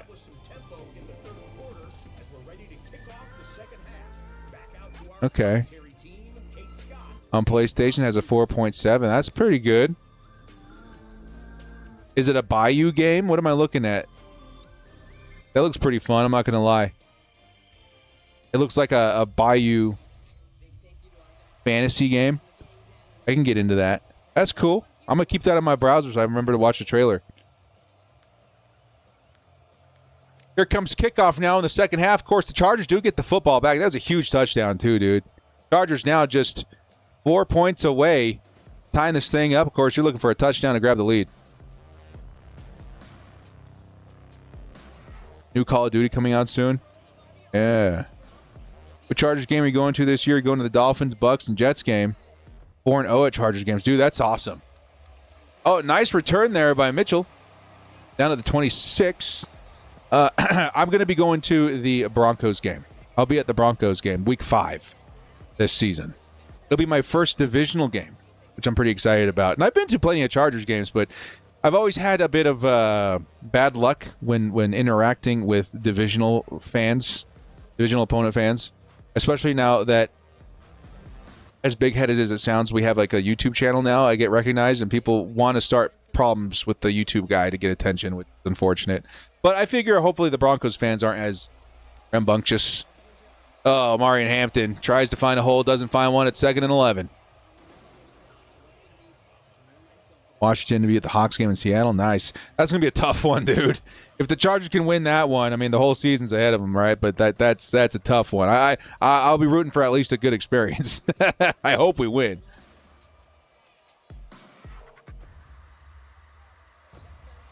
Here's Justin Herbert under pressure. Looks like he was hit as he threw it. It's going to go incomplete, and it's 3rd and 11. Got us beating the Bills. Nice. We're going to get some surprising wins this year, dude. I don't know who it's going to be against. I'm hoping that the Chargers put up a good fight versus the NFC West opponents. That is a crazy division. That division is so stacked it's like spilling over. Justin Herbert, 3rd and 11, needs the first. Can he get it? No, he's going to get sacked. Technically tackled, picking up a yard, but it's 4th and 10, and now the Chargers got to punt this thing away. That's where LT's number was officially retired, so you watch the Chargers' history, but the game was a blowout loss to Kansas City. You know, one of my favorite games that I ever attended was that Ravens game a few years ago because we got to sit in the box and all that, and we got absolutely destroyed. But it's also really cool to see those retired and Hall of Fame and ceremony games. I got to see the one for Rodney Harrison. That was really cool, dude. Like the whole ceremony. I think Gates was there or somebody, and some of the other classic Chargers were there, and they did the whole thing, and it was very cool. It was very awesome, and it was during one of those Superchargers games. So everything was done up like San Diego, so it was extra special. It was awesome. Those are good experiences, man. I'm glad that you got to see one of those. Glad you got to see one of those. Here comes 1st and 10. Defense needs to make a play here, man.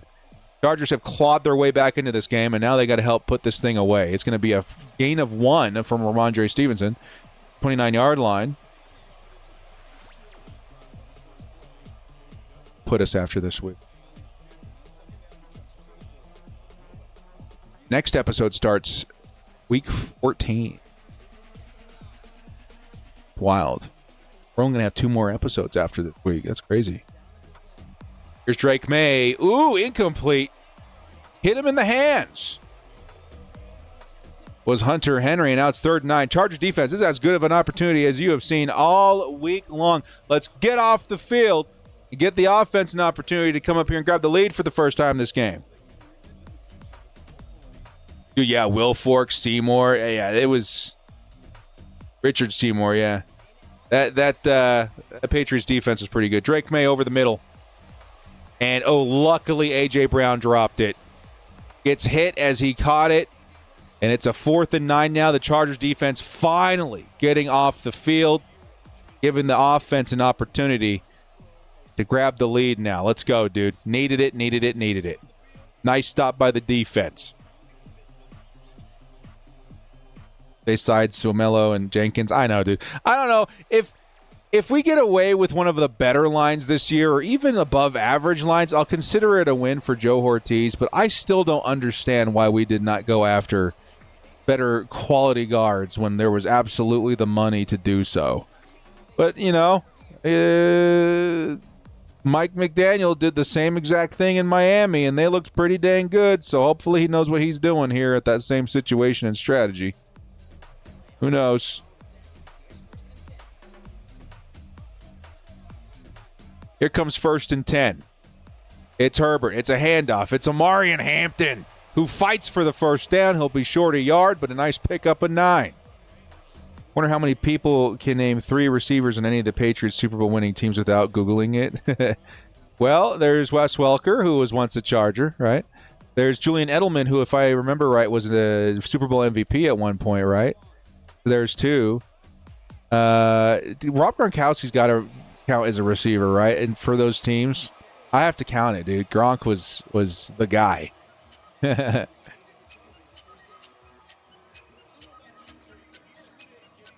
you think that we will have home field advantage for most of our home games? It's a tricky question because there's some teams that travel really, really well on our schedule. The one where I'm going to tell you is not going to be that way is the Niners game. You are going to see... Oh, that was a bad play. You are going to see just speckles of blue in that stadium. And I'm really hoping Chargers fans show up and close the gap a little bit. But even being conservative, I would say it's probably going to be like 75 80% Niners fans. Like, that team travels so crazy. Other home games probably going to be a situation for us. Patriots seem to sometimes up and down. But outside of that, I think the Chargers, they've been surprisingly good. Oh, what a catch Lad McConkey first down. Let's go. Lightning Lad with the first down. 15's in the chat, please and thank you. Chargers now driving into Patriots territory. And if that were thrown on the run, or if he caught it in stride, that was probably a touchdown off of the what looked like a post. That would have been awesome. I'm brain farting so hard right now. Cross. Here comes 1st and 10. Herbert. It's a carry for Keaton Mitchell, who picks up almost 10 yards on that play. First time we've seen Mitchell pick up the football in a minute. Chiefs and Broncos game. Again, I can't tell you that because I've never been to a divisional game. My first one's going to be on week 5. That's going to be my very first time attending a divisional opponent game. Here comes the carry by Omari and Hand. Oh, no, it's going to be Keaton Mitchell one more time, who picks up the first down pretty easily. Chargers now at the 25-yard line. But from what I've seen on broadcasts, I mean, Chargers fans definitely still show up.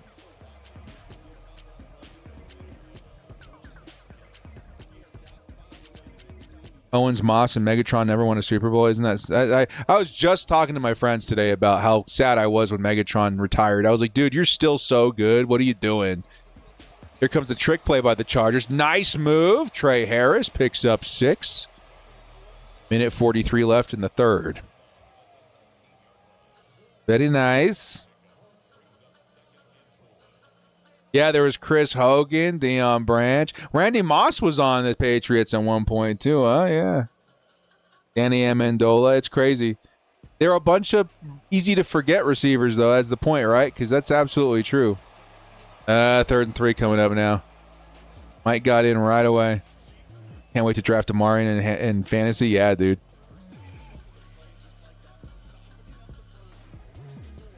There's one Patriots receiver I felt was very underrated. I can't remember his name. Here's 3rd and 3. Justin Herbert looking, has time, goes down. Bolts are going to have to take the 3, putting him within 1 point. I wonder what's going on up there in coverage, man. There must have been nothing. Absolutely nothing. 4th and 8, and here comes Cameron Dicker. Didn't sign Jenkins because it wouldn't count against the comp pick. Oh, hated that they didn't sign him. Yeah, that was a huge part of it for me too, man. There was so many that would not have counted against the compensatory pick formula, and we just didn't do it. Jenkins would have been awesome. So awesome, especially considering he was a backup center at the time too. You could have used. Imagine if the Chargers did that. Just imagine for a second that the Chargers picked up Elton Jenkins. And then whether or not you have Biotish, let's say they picked him up to be the center, right? Because he was the center for the Packers. And then we picked up Jake Slaughter, and it's like, well, you know what? Jenkins was an awesome guard. Let's put him back at guard and get Slaughter in here as the center. Bing, bang, boom. The offense interior is rebuilt. But instead, it's a bunch of question marks now. And I think the Chargers should have been much more aggressive when it came to the interior. But, again, when it all comes down to is I'm going to have to trust that McDaniel knows what he's doing because he seems like that was his decision. Nice special teams effort there. 16 yards is all the Patriots will get. It'll be a long field. Chargers 1st and 10 on defense.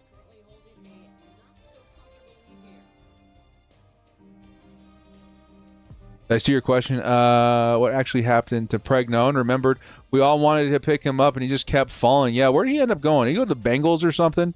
Where did Manuel Pregnon go? I don't know what happened. I don't remember. It went to the Jacksonville Jaguars. I don't remember if anything officially came out as to why he fell.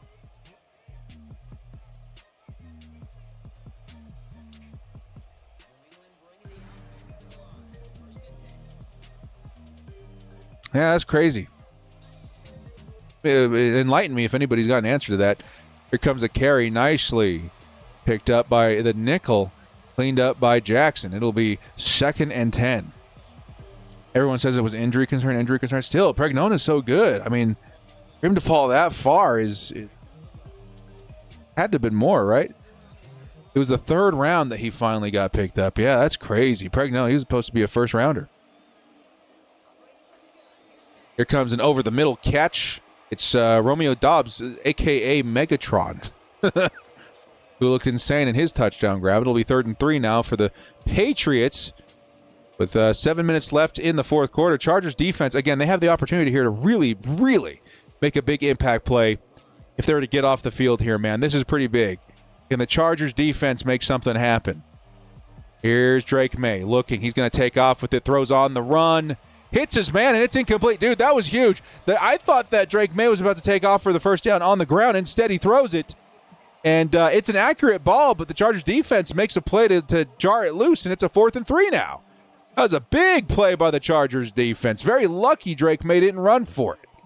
Woo! Woo! 4th and 3. Here comes the punt.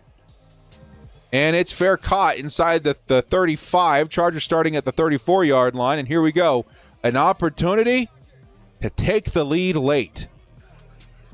Just 6.5 minutes left in the fourth quarter. The Chargers may be able to find their first lead of the game, which would be crazy, right? That'd be crazy.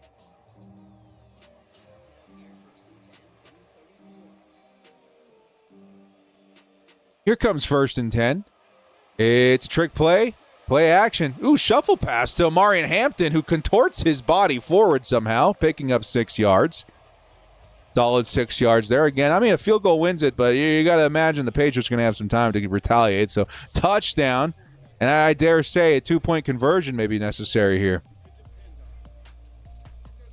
Kurt Slaughter is struggling to adapt to guard so far. It's hard to say for sure.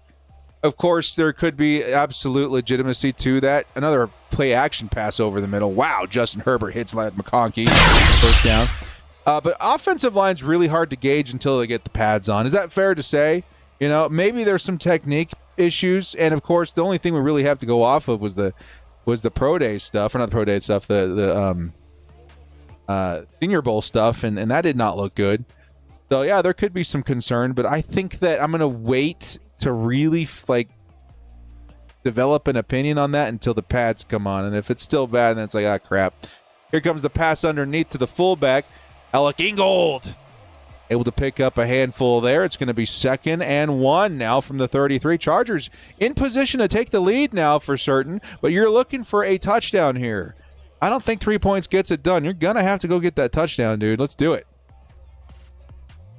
Will Tyler Biadasz actually play in the preseason? I think everybody's going to play just a little bit. I think you're going to see 1 or 2 drives at very most, and then the backups are going to get most of the time to shine there. Here comes the carry for Marion Hampton. Nice hole there. Picks up the first down with ease. It's going to be a 1st and 10 now with 4.5 minutes left to play. Where are we? The 28-yard line. You may be able to drain or chew a bunch of that clock, but it still feels a little too soon. Hopefully, just play for the touchdown is what I would say. Just continue playing for the touchdown.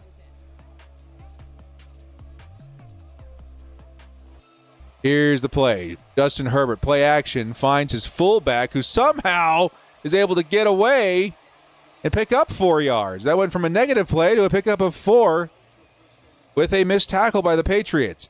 Here's Hugo.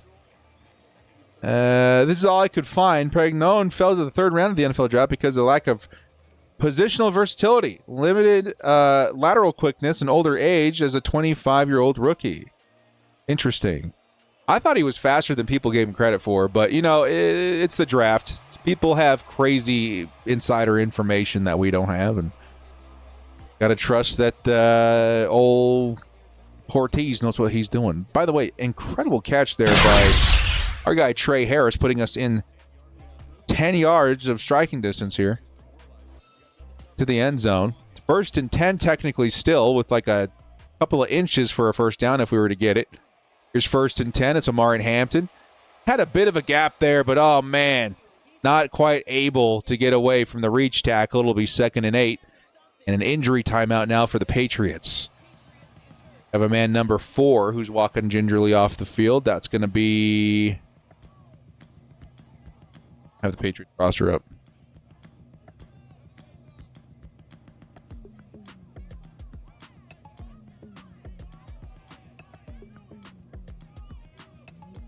Craig Woodson, safety. 2nd and 8. Yeah, this preseason is going to be really fun for offensive line. That was just so hard to think about, right? But a lot of competition at O-line this year. Justin Herbert, he's going to throw over the middle and find his Madden lad, McConkey. Let's go! Chargers touchdown. They've taken the lead. They got to go for the 2-point conversion now, though, dude, man. That's big, dude. That's big. Patriots need a touchdown now to take the lead or tie, depending on what happens with the 2-point conversion. But the Chargers have just put them on notice now with just 3 minutes left in the fourth quarter. This 2-point conversion is pretty big here, man. Let's see if the Chargers can go up a full touchdown score here, man. That'd be huge. That'd be huge. 15's in the chat for Lad McConkey. Yes, and this game did start just so bad. And Justin Herbert pick up the 2 points here. It's Gadsden in motion. Like man coverage. Herbert gets rid of it. It's Omarion Hampton. He's got a little bit of space. Can he get in? Yes, he can. Omarion Hampton with the 2 points puts the Chargers up a full touchdown. First lead of the game with 3 minutes left in the fourth. And the Chargers have given themselves as good an opportunity as they can to win this football game in Sunday Night Football. Let's go, dude. 15s, 8s, and 10s in the chat for this offense who finally have picked up the pace and grab the lead. Let's go. Let's go. The DD.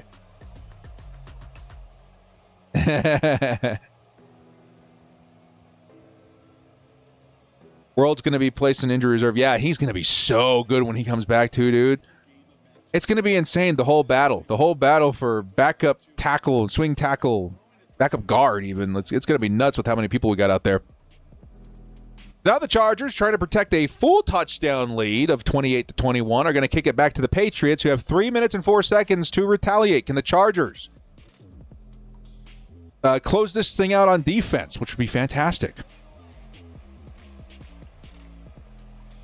Here comes the return by the Patriots. Here past the 20, past the 25, down inside the 30 at the 28-yard line. First and 10 now.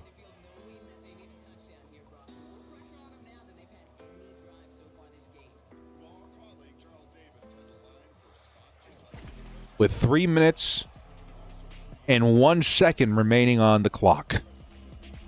And the Chargers take down the Patriots in Sunday Night Football. Of course, again, remember, we're coming off of a nasty stretch of games in the Gauntlet. We finally made it out the other side with an even record of 5-5. It's time to get a winning record.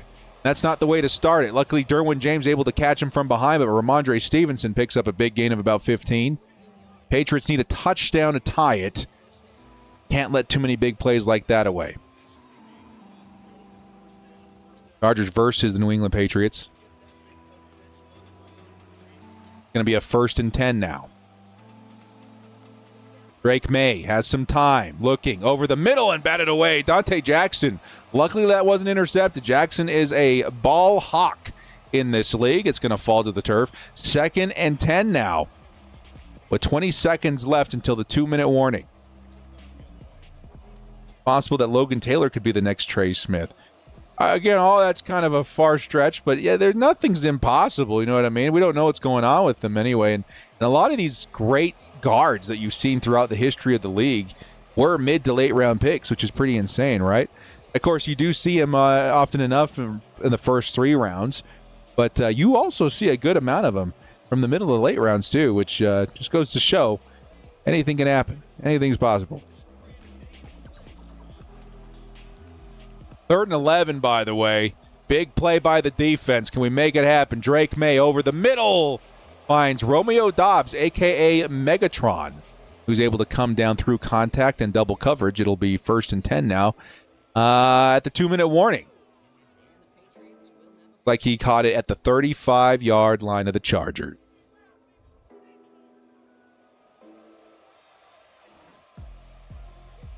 Starting to make me nervous that we didn't sign Romeo Doubs, that we didn't trade a first-rounder for Romeo Doubs. 1st and 10 now. Can the Chargers defense do just enough to get off the field? It's a pass to A.J. Brown that starts things off. Not hot. Chargers, I would take a timeout here, dude, if I were the Chargers. They're going to let it go. It's 1st and 10. Third-round prospect got him in the 4th. Logan Taylor was 4th-round prospect, got him in the 6th. Yeah, there was definitely some good value there. Travis Burke was one in particular people were very excited about. Comes another catch by Romeo Doubs, 2nd and 6.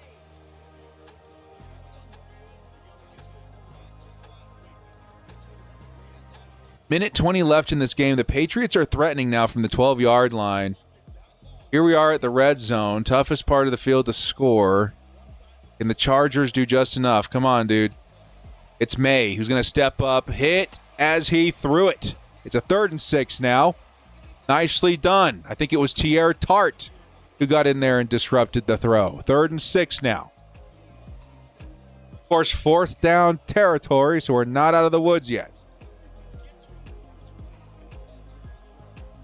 Here we go, Patriots.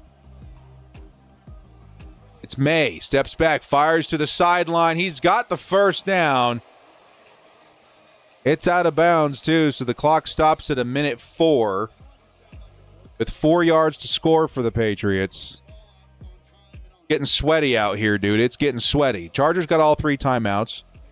Patriots need a touchdown to tie. Chargers can take advantage of that. They're going to have to be aggressive. Hunter Henry able to catch as he fell. It's going to be pickup of 2. Now we're looking at a 2nd and goal from the 1. I would be burning timeouts if I were the Chargers. I would be burning timeouts if I were the Chargers. Either they get it or they don't get it. Because they have timeouts to spare of their own, and that's not going to change things. All it's doing is wasting time. Here's Drake May. Handoff over the middle.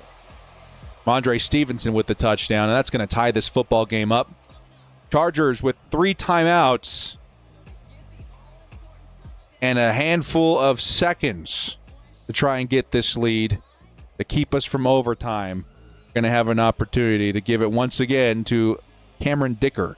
But only about 30 seconds is not going to be a lot of time to make that happen. Oh, boy.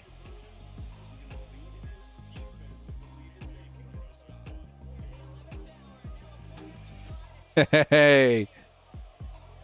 Sweet tickets again, my man. That would be crazy. That was a lot of fun, though, man. I will never forget that. That was a good freaking time. But me and Mrs. Director have some pretty sweet tickets for the Broncos game, too. Don't sweat too much. We found a nice little spot that we like to sit at. What was the section again that we were... Hang on.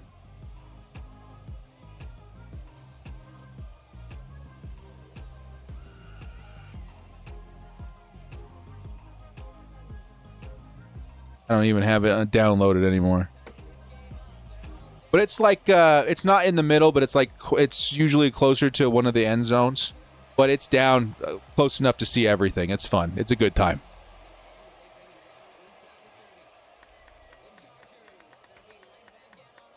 We overdrafted O-line because our primary scouting focus probably has skewed our best players available. Matt, that definitely is not a bad observation.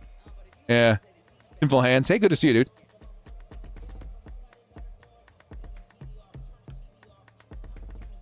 Smart guy and played music too.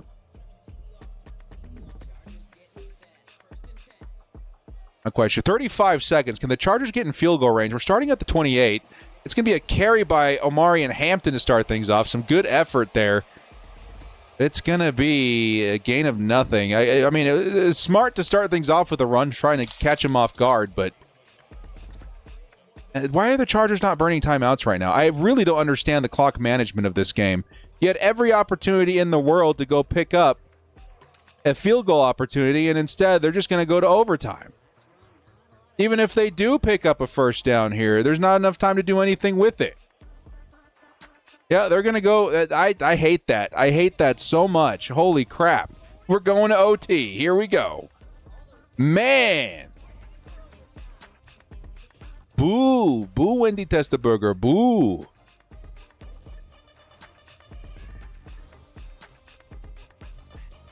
Hey, that would be sick, Hugo.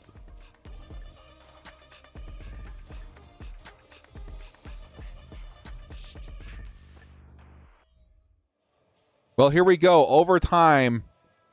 Head the Chargers. Maddening. And the Patriots to overtime. Chargers have won the toss at least, and here we go. Of course, it is always overtime when the director is most hungry. We have yet another game of Sim Sunday football to cover in this riveting Episode 4 experience this evening.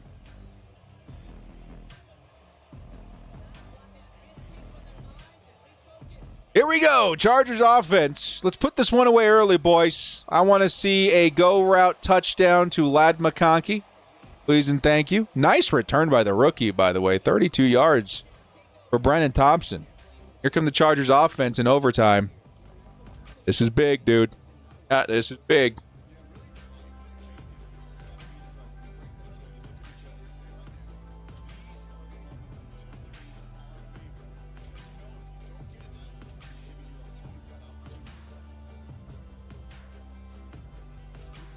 All right, plan of attack for the Chargers. What are they looking at here in overtime?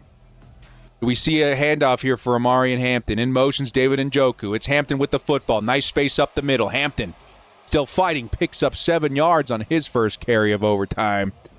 2nd and 3 now from the 39-yard line. Hampton has really turned it on this episode, dude. He has been an absolute monster in the last 2 games. Going to training camp, item for you. Dudes, I love you guys so much. We were really hoping to make training camp this year, but unfortunately, we are not going to make it. We have too many obligations to fulfill. And, of course, we've got... Ooh, nice catch there by Ladd McConkey. Let's go. 15's in the chat by Ladd. But, yeah, we got too much going on, too many places to be and people to see, and it's just not going to fit into our schedules. We keep hoping. We keep hoping. We'll be there at the game, though, for sure. Anybody that wants to come and drop by and say hi. Broncos, Week 5. Me and Mrs. Director are always either roaming around or hanging out at a booth for like 3 hours before the game. It's going to be fun, man. Here's another nice throw and catch. And you got yourself a Trey Harris first down this time around. Let's go. You know, what we've been doing the last couple of seasons to kind of help reach out to more fans of the channel is we've teamed up with the Die Hard Bolt Club. And they've been generous enough to get us a booth at Thunder Alley so we can have a nice cooled area to take pictures and chat with people from the channel, man. It's been a really fun time. Here comes a nice catch by Quentin Johnston, who goes for a first down. Chargers now officially got a field goal, right? Let's go get that touchdown. Let's go get that touchdown. Keep the Patriots from retaliating. Nice quick pass game. Yeah, this is more of the McDaniel offense I was expecting to see. Going to be at that Denver game too. Nice.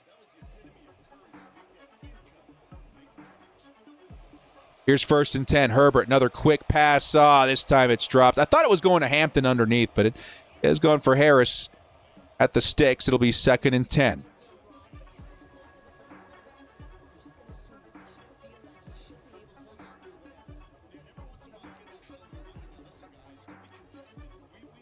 We are still in the Miami playbook, mind you. Still in the Miami playbook. 2nd and 10. Justin Herbert. Do not let this stall out, my man. Here comes the fake. This time it's a handoff to Hampton, and it was a bad decision there as it's going to lose 5 yards. Handoff to Ladd would have been nice, or even a quick throw by Herbert would have been nice instead of it's a 3rd and 15. And the Chargers need a big play here to get the first down. Justin Herbert has a little bit of time. Throws over the middle and almost intercepted. I mean, I guess I'll take it. Herbert's 6th interception in 2 games or a field goal. I guess I'll take the field goal. 4th and 15. Here comes Cameron Dicker. Take the lead, at least temporarily. See if the Chargers defense can keep them from answering. I don't like that situation at all. I was really hoping for a touchdown. 28-31 is the score. Chargers have the lead for now. Let's see if the defense can finally put it all together. Keep this Patriots offense from scoring. And an almost.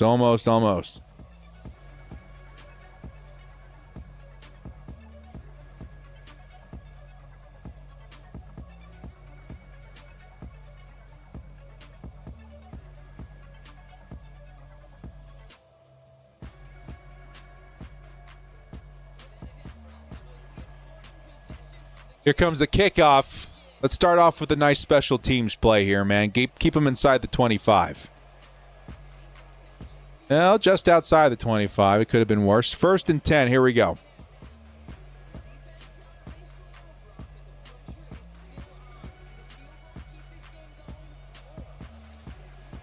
Win versus the Eagles or the Chiefs? Dude, that Eagles game was so crazy. It really made me feel like this team had arrived.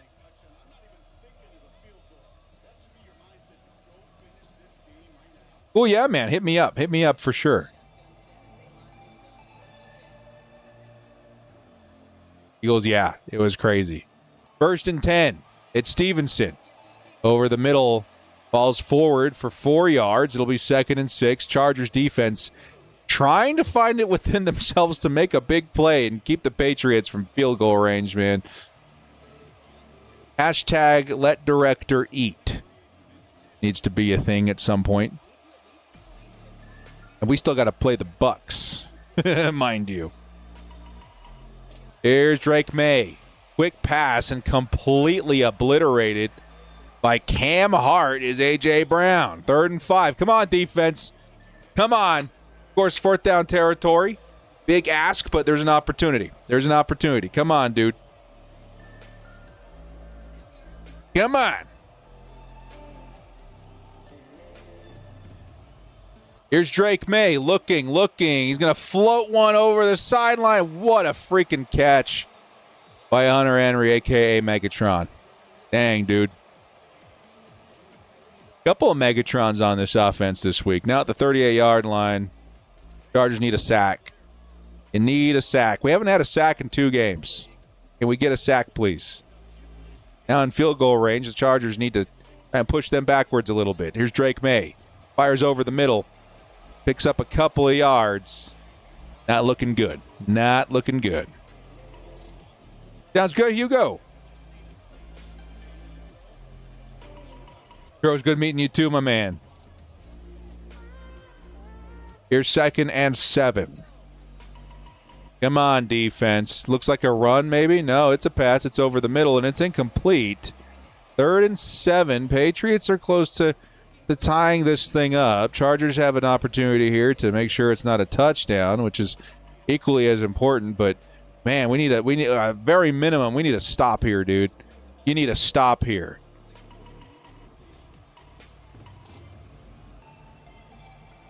Here we go. Drake May fires sideline. Is it incomplete? It's 4th and inches. It's 4th and inches. Patriots likely take the 3 here, right? And then we play on. And then after that, it's first to score wins, right? So let's see if the Patriots make this first. Here's the timeout. Jim Harbaugh trying to ice him. Let's see if the Chargers can block this field goal.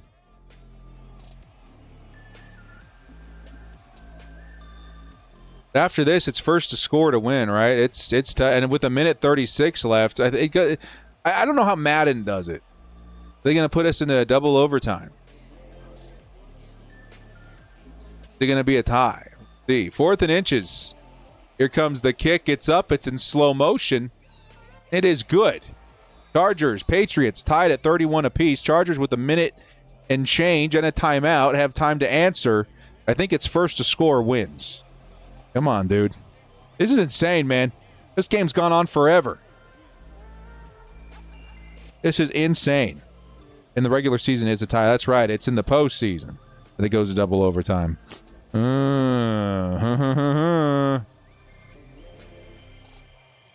Minute 32. Chargers have the timeout. Are we going to get our first tie of the series in forever? I think we had a tie like 3 years ago. I want to see this win, dude. Here comes the return by Keaton Mitchell, who's going to get down at the 25-yard line. Minute 29 left. Justin Herbert takes the field. One timeout in their back pocket. They need a field goal or better.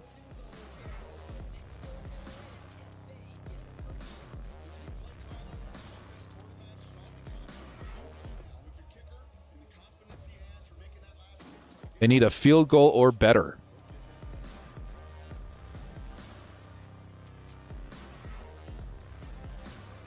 Here's Justin Herbert. 2 running backs in the backfield. It's Ladd McConkey swinging. Justin Herbert keeps, throws, picks up a few via Aronde Gadsden. They're going to need a lot more than that. I'm thinking 3 pretty decent chunks before they're in field goal range. Come on, dude. Over or under 45 sacks as a team? That's a pretty specific. I got to see what we did last season.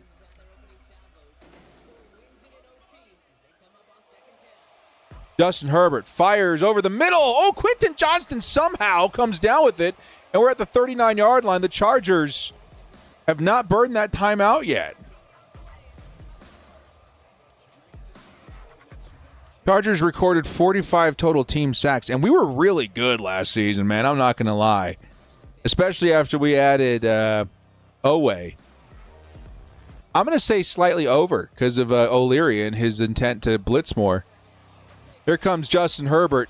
Throws over the middle and nicely defended by the Patriots. It's going to be incomplete. Would have been definite field goal range for the Chargers. Instead, it's 2nd and 10 with 28 seconds left. Come on, dude. Come on. Let's go. Come on. Tight formation for the Chargers. Need about 20 yards for me to feel good about it. It's a play-action play. Herbert's going to get sacked, dude. We might be looking at our first tie. 24 seconds left. Chargers, what do they have in their back pocket for 3rd and 20? I don't know why they just called the timeout there. I would have called it with like 8 seconds left, 10 seconds left. Hopefully, if you get the Hail Mary type play, great. Call the timeout, hit the field goal. If not, you don't want to give them any time to retaliate. A screen. We need a Ray Rice level screen on this one. We got an X Factor active out there too. That's tough. It's going to be a Justin Herbert quick throw. And again, now 16 seconds and 2 timeouts left for the Patriots. I don't know what this is, dude. That's some garbage. It's a Madden sim that has now effectively pissed off the director. I don't know what in the world all this clock management is, but I don't know. Maybe 16 seconds. I'm being dramatic. They're going to have like 10 seconds left. But still, for a field goal, that's scary. That is scary. And they have 2 timeouts. We ran like 5 play actions. I know, dude, with under like a minute to play is hilarious. 11 seconds left. Patriots have 2 timeouts. Chargers now officially playing for the tie. Officially playing for the tie. You cannot let up 25 yards-ish, or they're going to be in field goal position. Drake May underneath. Quick tackle, and I think that leaves the Patriots with enough time for 1 or 2 more plays tops. But now with just 1 timeout, they got to be careful because wherever they throw, they're gonna. If it's going to be inbounds, they need the timeout to stop the clock. We'll need the timeout to stop the clock.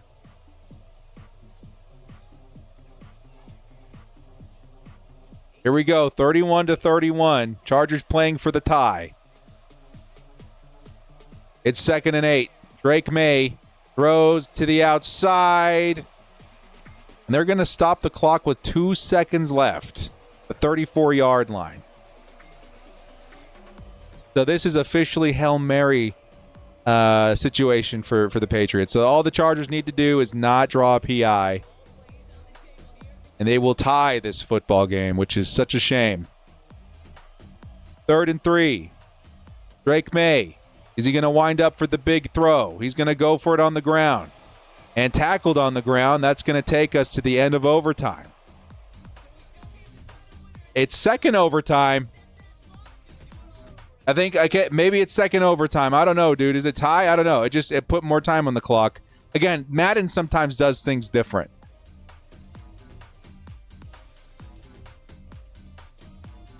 Did we just witness our first tie? Second breakfast? I don't know. I believe this is a tie.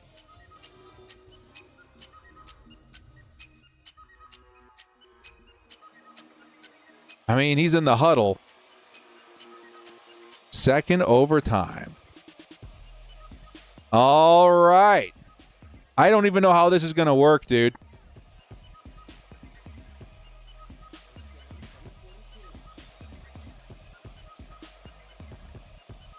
Second overtime. Patriots have it.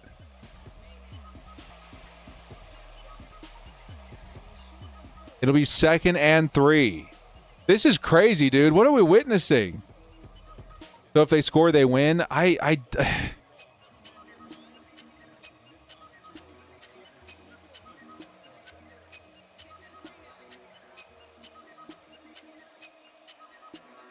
think both teams are still guaranteed a shot at it, man. And we might need it because there goes Hunter Henry for a big chunk yard play. No, I think technically both teams get a shot at scoring one more time.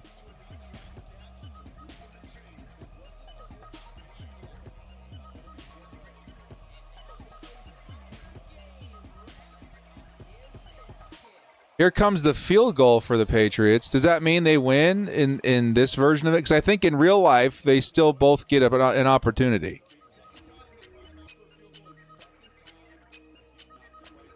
I don't know what just happened, dude.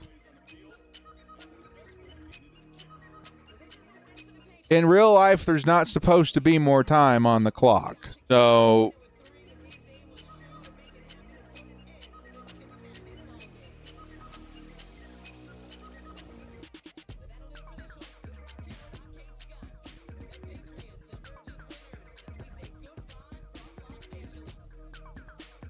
and yeah. I don't know. How do you guys want to do it? In real life, that would have been a tie. If it was the playoffs and it was second overtime, there would have been another possession for the Chargers. We just keep it simple and call it 5-5-1? Yeah? Because that's where I'm leaning. Because that was kind of dumb. Every rule in the book was just broken. Is it a tie? I think it's a tie. Because they wouldn't have been in field goal range. You know what I mean? They wouldn't have been able to hit the field goal anyway. I think it's going to have to be a tie. Been a minute. We had 2 overtimes in the NFL. I know. I don't know what Madden is doing because this isn't programmed to be a playoff game. It's a primetime game. Yeah, let's go on to the next game. Weird, dude. Well, we were hoping to find our first lead of the season. Our first, what would have been 6-5, but now it's 5-5-1. This is insane, dude. Freaking tie? Really?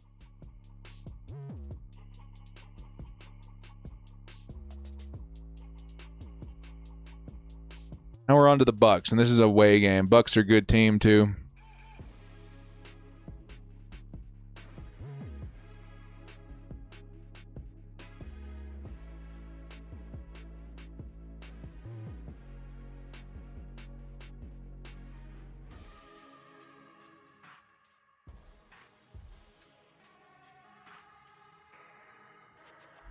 Wow. No game in Tampa would be concerning too. Although I could have done rain, but whatever. Let's get into it. 5-5-1. Chargers Bucs now. Close out the episode. That's insane, dude. We got a win. We got a tie. We need another win, dude, desperately.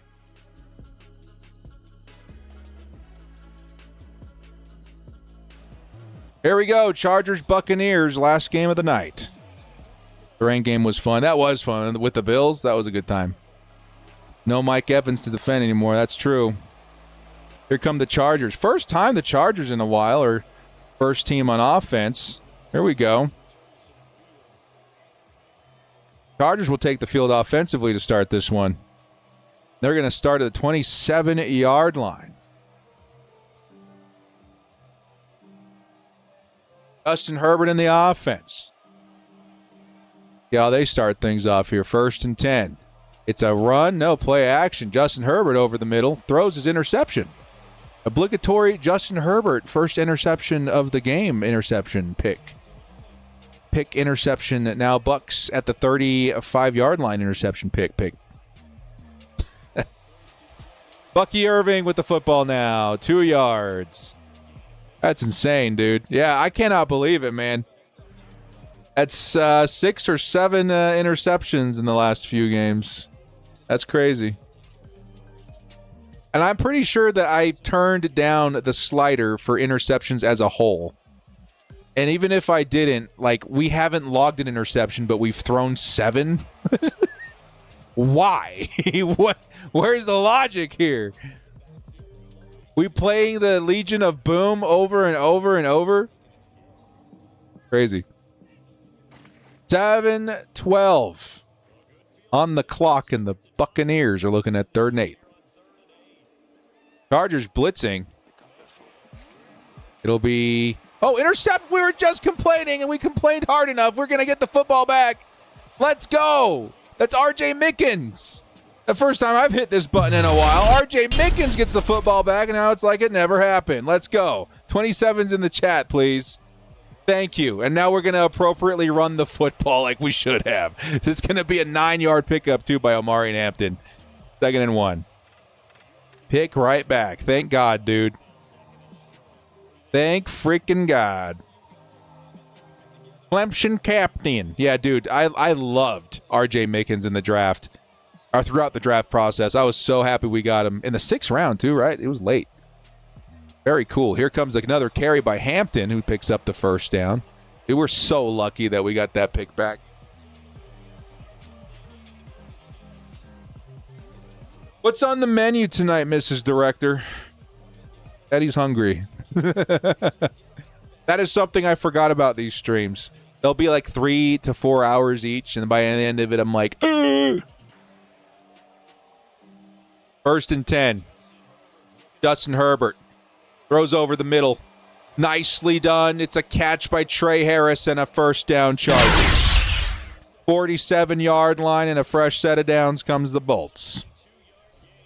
Really hope we have a run game this year. I am betting so hard on Omari and Hampton this. There is so much faith, from me at least, behind him combined with Mike McDaniel. And those tackles being back is such a big deal, too. I think we all forget because it's so easy just to remember the experience of last year. But those guys being back is huge. And then you consider how they're operated, like how that position is so important to the Shanahan offense. Now you got 2 of them because most of the Shanahan offenses have featured 1 pretty good tackle. Like they've had like 2 at times that are decent, but it's always had 1 premium tackle. The Chargers are the first time I've seen it with 2, at least behind the Shanahan and the McDaniel offenses. So I'm very excited to see how that goes. 3rd and 6. What happened after the interception? So Herbert threw an interception, and then Baker threw one right back. So now we've got the football, and Justin Herbert's looking at a 3rd and 6. He's going to get rid of it right away, and over the middle, it's Quentin Johnston, 1st down Chargers. It's Q. That was a sick timing. Sick timing. The upgraded center. Yeah, it's going to be sick. It's going to be sick. Cannot wait. 1st and 10. 3:50 left in the 1st quarter. Is it a carry? No, it's a Justin Herbert throw over the middle. He finds his receiver, Ladd McConkey. Going to pick up a solid 15 and change. 62 yards for Herbert. We can all ignore that interception, right? 1st and 10 now from the 13-yard line.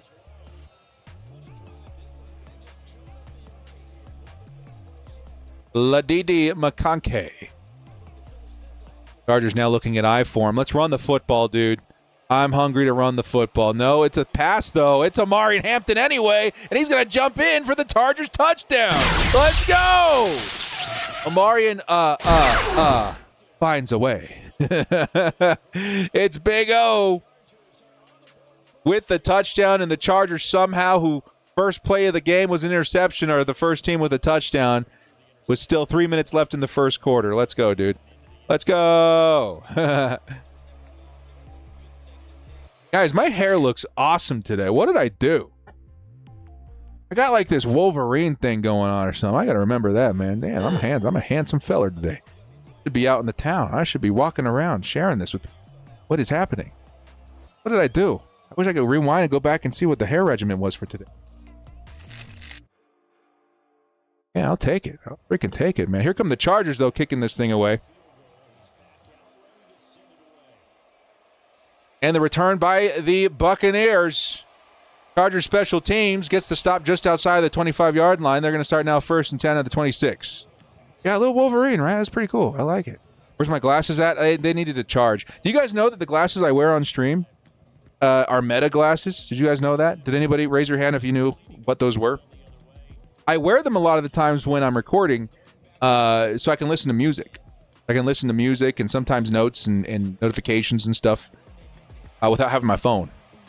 Here comes a nice run by Irving. Ooh, pick up about 15.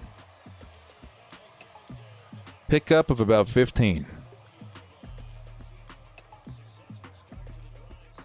Those are sick, though, dude. I was never really a fan of, like, of glasses in general. Because I don't need them. I got good vision. You know, so mine, they look like poser glasses. You know, like Johnny Knoxville. You know how he, like, wears those huge ones?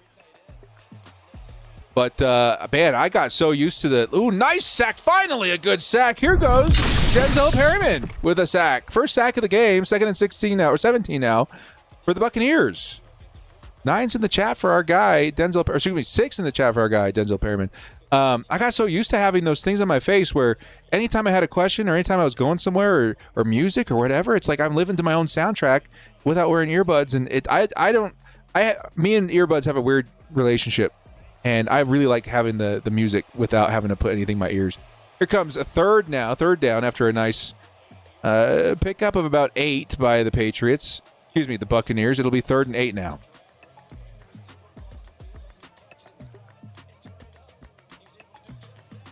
No balls for the same age. I will say that the bloodline was blessed with some nice hair. I will say that. We were not blessed with the blessing of facial hair. That's for freaking sure.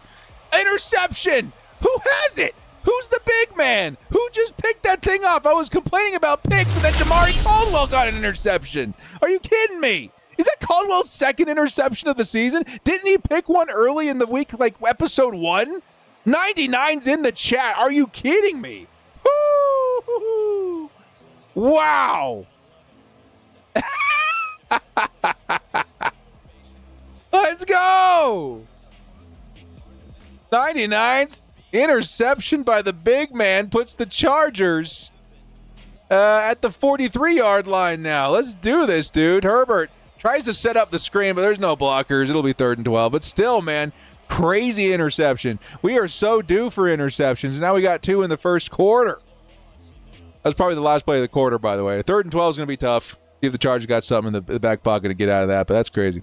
Do I play Magic the Gathering? No, but I've had a lot of friends who've played, and I've tried it. I've enjoyed what I've played. I'm not really huge into it. The only card game that I play, I guess there's 2.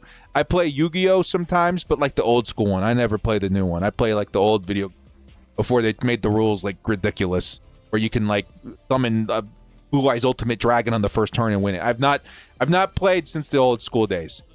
At least in real life, I play on the Game Boy. But the other one I play is Star Wars Unlimited. I play that. That one's really fun. 3rd and 12. Can the Chargers pick up a crazy first down here? Blitz coming. Herbert over the middle. It's Ladd McConkey. Oh, that looked like a real Ladd McConkey play right there, man. First down, Ladd on a 3rd and 12. Gotta love it, dude. Gotta love it. Chargers now in a field goal range firmly, but it's going to be a 7-0 score right now. Even with that, I would love to see a touchdown. I would love to see a touchdown. Here is the Omarion Hampton first carry at 2nd and 6. So funny, I have a full thick beard, but going bald on top. Hey, dude, it's one man's envy is another man's, whatever you want to call it, treasure. There's something. The pieces are there, right? But all the men in my family have nice hair, but we cannot grow a beard to save our lives. If I've tried a couple of times, and man, it is not pretty. It is bad. It is way bad. Justin Herbert's going to take off with it. Picks up a few. It'll be 3rd and 4. I get the thin stash or whatever. But what's funny is that like it grows faster on the edges than it does in the full. So it looks like those like Mr. Miyagi, almost. If I let it go too far. Every once in a while, I'll let the stubble like settle in a little bit, but I cannot grow a beard. Here's Justin Herbert, quick pass. Oh, look who it is. It's Oronde Gadsden, touchdown Chargers. Dude, what a start. The Chargers. This is one of the better episodes we've had in a while. Of course, I would have loved to not have tied with the Patriots. But, it's been a good win versus the Jets and now a good start versus the Buccaneers. I will take it. I will freaking take it. We give it up for the hair. I hear that all the time, too. I hear that all the time. But, hey, man, some guys, they have the sickest look when they really accept and embrace the baldness and they come up with these really sick beards, you know what I mean? Like, there's some masculinity there. Yeah, man, that was awesome. That was awesome. 14-0 is the score. And the Chargers are off to a good start in this one.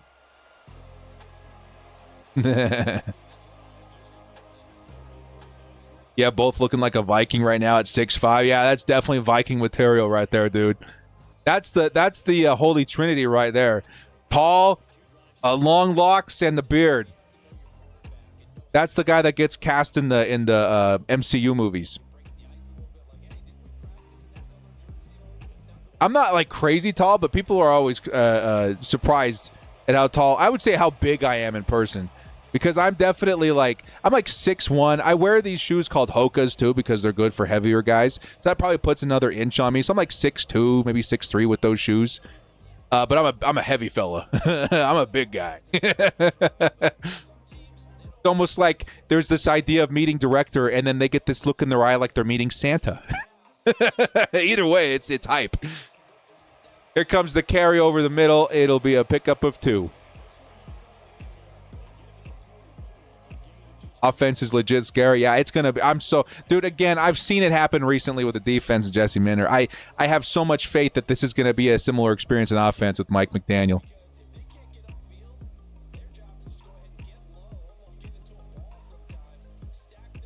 Here's 2nd and 8. Mayfield over the middle finds his man. Is it Godwin? Godwin's 14. What number is Mbaku? Ibuka. You guys know who Mbaku is? Shout out to the chat to anybody who right now knows who it is without looking it up. Who's Mbaku? He'll be my new best friend. 1st and 10. Wakanda forever! Yes! 1st and 10. Bucky Irving after a big pickup. Here come the Buccaneers now at the 31-yard line. Freaking love that movie. The first one. I think the second one was super underrated too, man. I loved the way they did Namor. Like, that was as Namor as I was hoping to see. Like, they did a good job. And I oftentimes find myself watching the second one after a while and be like, why didn't this one gain as much momentum as the last one? Because I thought there was moments that were... I mean, of course, Chadwick is probably the biggest reason, but they did such a good job considering everything. It was... I think it's one of the more underrated MCU movies. Me and Mrs. Director are planning to watch the new Captain America tonight, too. The one with Red Hulk. We haven't seen it yet. I think that's Ibuka, right? Number 2. 1st and goal for the Buccaneers now at the 8-yard line. Spider-Man? Yeah, nothing beats Spider-Man. I mean, for me, personally, I'm a huge Wolverine. I'm a huge X-Men. Huge X-Men fan. But Spider-Man still tops. Like, of the Marvel superheroes, Spider-Man is king. But very close second is Wolverine for me. I love Wolverine. I love the X. I am so flippin' stoked for Doomsday, which, by the way, you lucky ducks that are in my chat right now, if you're a big MCU fan, you did not know, you know now that the tickets for Doomsday go on sale in the morning, okay? Yeah, but it's early. I think it's like 6 a.m. our time, Pacific. I think it's 6 a.m. You're going to have to be up early, get those tickets. And it's just for a special screening thing, I think. It's like an extended edition or something like that, or some special format or something. But you're going to, I'm telling you right now, if you want to get tickets, you're going to have to be up bright and early and like literally refreshing the app. Oh, another interception. Are you kidding me? It's another defensive lineman. What is happening? That was Tier Tart. What is happening? Tier Tart just had a diving interception. What is happening? I hit the button. 2 interceptions by the defensive lineman is ridiculous. I love you, Madden, but you're drunk. Give me your keys. That is unbelievable. Wow. Chargers 2nd and 8 now, inside their own 5. They got a little work to do, but hey, it's a good start right there. Nice first down by Trey Harris. Holy crap, dude. What in the heck? 93's in the chat for Tier Tart, a.k.a. Seymour. Or, excuse me, Sherman. Richard Sherman. That is insane, dude. Justin Herbert going to throw quickly to Quentin Johnston. Yeah, Quentin Johnston picks up a nice chunk. And only 45 seconds left. Chargers still have 2 timeouts. They're moving at a good pace, but they started inside their 5, so they got some work to do. That's crazy, Tart, dude. That's crazy. Legion, the show is greatness. Dude, I'm going to start Legion soon. I remember I watched like the first 5 episodes or so, maybe 3 episodes, way back in the day. But then I lost cable because it was on FX or something like that back in the day, right? And so I wasn't able to watch it anymore. I'm so excited. I've been meaning to pick it up for the longest time. But I think Legion is such a fun character too. I think Legion and that whole leg of the X-Men are super fun, and I've heard they did a great job with the TV show. But what I'm so excited about, like so wildly excited to see, is what they do with the Midnight Suns, which apparently are coming up at some point. And I really hope they bring back that chick from the what is it called? The chess show, Queen's Gambit, that girl that played Magic in that one Marvel movie. She was the only good part of that movie. I hope they bring her back to play Magic. And then they were supposedly going to be bringing in Blade and all these other guys too. What was his name? The other Ghost Rider from L.A. Not Johnny Blaze. What was his name?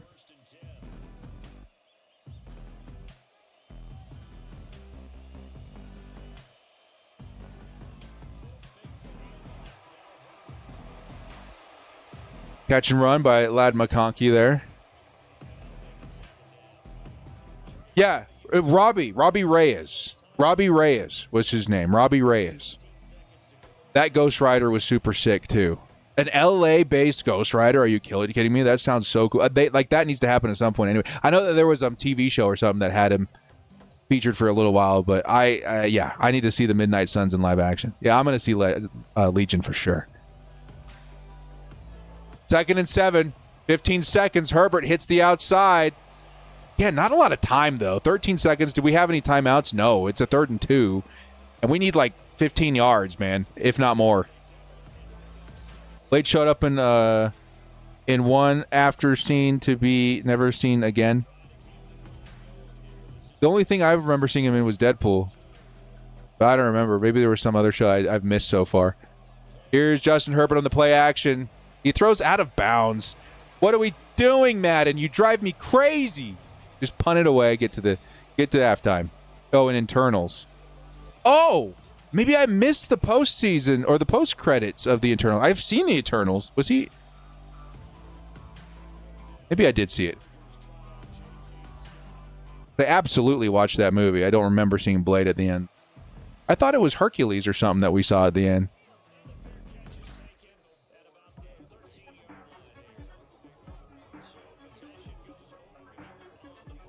Am I thinking of a different movie?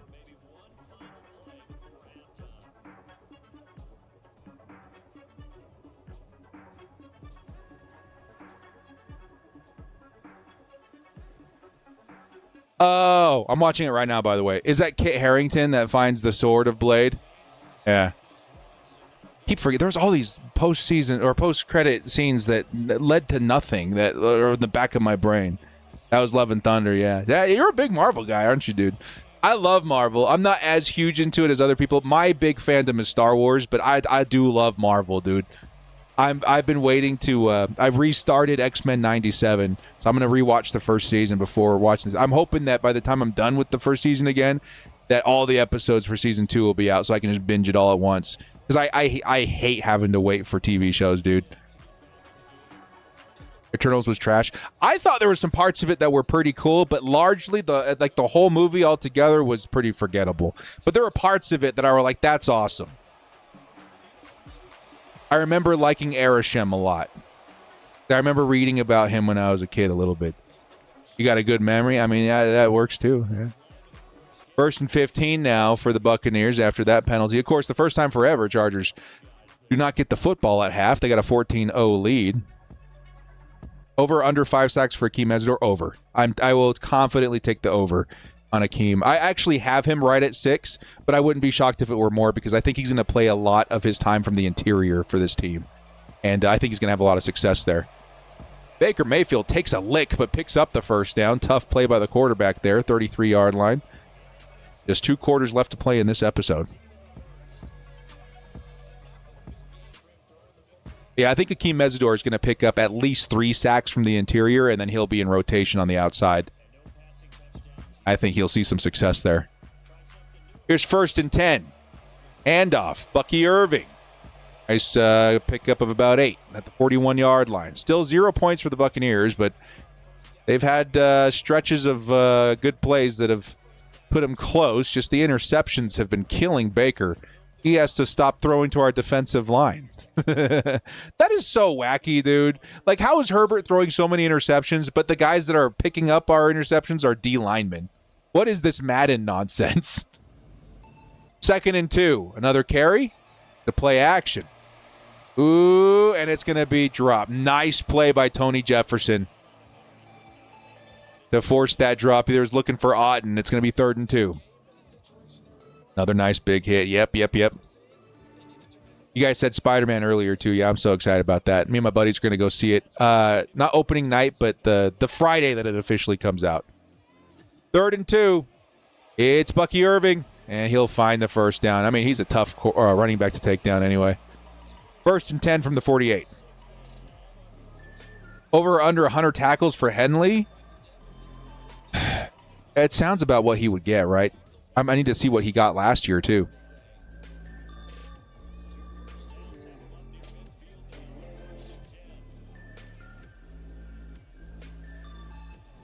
If all I'm saying is that if Kenneth Murray can get 100 tackles, Deion Henley should get that easy. I would say under is my gut, but I don't know what he got last year or the year before. I don't have that number on the top of my head. Henley got 103 last year, so I mean, yeah, it's definitely possible. And he had a few games that he was not completely present for, too, right? Because he was sick or something. Although he went off on that game. I remember the flu game. Dude, the Bucs are really moving now. Down at the 25-yard line. Yeah, 103 tackles. What did he have the year before? Regular season? 147. Holy crap, give me the over. A new defense, sure, but that's what I thought, too. I thought he would have had more if he played, like, a majority of his snaps. Yeah, that's crazy. 147 in 2024. Holy crap, give me the over. Yeah. My gut said under, but, like, the numbers don't lie. That's a crazy amount of tackles. 147? Are you kidding me? What's our record for most tackles by a single player? Drew Tranquil got 146, so I guess that's not too crazy. Here's Baker Mayfield to the sideline. Hits his tight end. Cleaned up by Tarheeb Still.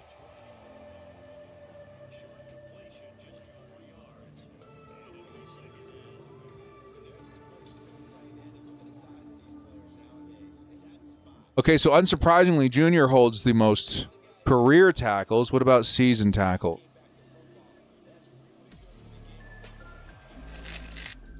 Oopsie daisy. Sorry, guys. Bucky did not score. He's 3 yards out.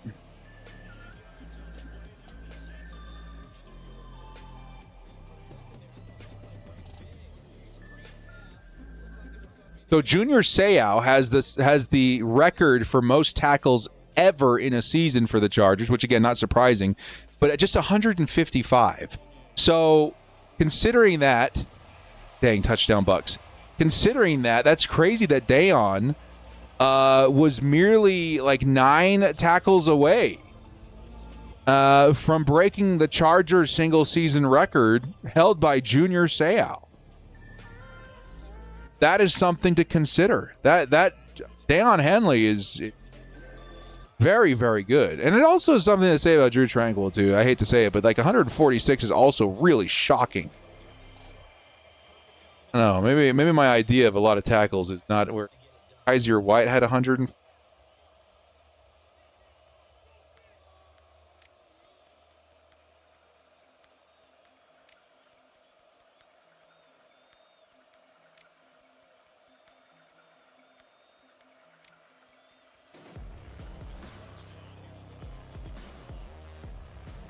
Well, but you guys remember Thomas Davis, his old butt playing for us? He'd get 100 tackles a year, too. Nice return by the rookie down to the 34-yard line. That's memory lane right there. 2 minutes, 28 seconds left to play in this game. Chargers have a 7-point lead, but they can pad it here and really put themselves in good position with more points, but they need a clean drive. He's on the junior side. That's awesome, dude. That's the way to be. Here comes a carry by Omari and Hampton. Close to a first down. 2nd and 1 at the 43 coming up. And again, we're close already to Dicker field goal range with that nice return and now a nice run. Let's kind of keep that going, right? At least put yourself in field goal range, and then hopefully you can get a touchdown. But, you know, a field goal goes a long way with only a few minutes left in the third. High formation. Bucks look like they're ready for it, though. See Vita Vea right there. He wants it. Ooh, they were ready. They were ready. It's 3rd and 2. Had hopes for Kaiser. Yeah, he had that. Again, apparently had a crazy season with 146 or 144. Need to re-sign Henley. If we sign Thule, be able to afford Henley. Oh, yeah. The Chargers' money situation is kind of crazy right now. Like, we got a lot of money to sign guys if that's what the money's being saved for. Like, we should be fine. Oh, man, nice sack there. That's Ruben Bain, dude. His first sack of the game, and it'll be a 4th and 9 Chargers. This is not good, man. Here come the Buccaneers, second half. Looking a little more dangerous. Chargers' 14-7 lead is in trouble. Henley's a beast. Come out and play the way he did, even after his brother got... Yeah, dude, it was insane, dude. Insane situation. Hope to say how fast nobody breaks his record. It's a tough one to beat, dude. But yeah, it's crazy that Henley even got him within spitting distance. Does it roll over to next year's cap if we don't spend it? I know that there is a rule that you have to spend a certain percentage of your cap every year, but yes, most of the time, all that money rolls over into the next season, and the Chargers still have $40 million. Like that... And then you take a look at their future situations on over the cap. It's crazy because, I mean, a lot of these contracts are expiring. Next season, yeah, they're only starting with 55 rather than the 100 that we had, but that's still an insane amount of cap. You know what I mean? That's, I don't know if that includes the rollover. I assume it does, but if it doesn't, then you're looking closer to 90 to 100. Then after that, every year is like 130 plus. But, you know, of course, there's going to be a lot of signings between now and then. But in terms of money, the Chargers have enough money like right now to re-sign Henley and Thule and probably still have a little left over for in the season, especially considering a lot of that money isn't going to be tied up this year. A lot of times when you extend somebody, the money actually goes down in the current year and then it gets added to money in future seasons. So it would probably likely come out more in 27 and 28, which the Chargers already have a lot of money to spend in both those seasons. Baker Mayfield to the outside. It'll be a 3rd and 1 now on their own 27-yard line. Big love to your guy, man. brother Hugo Boss.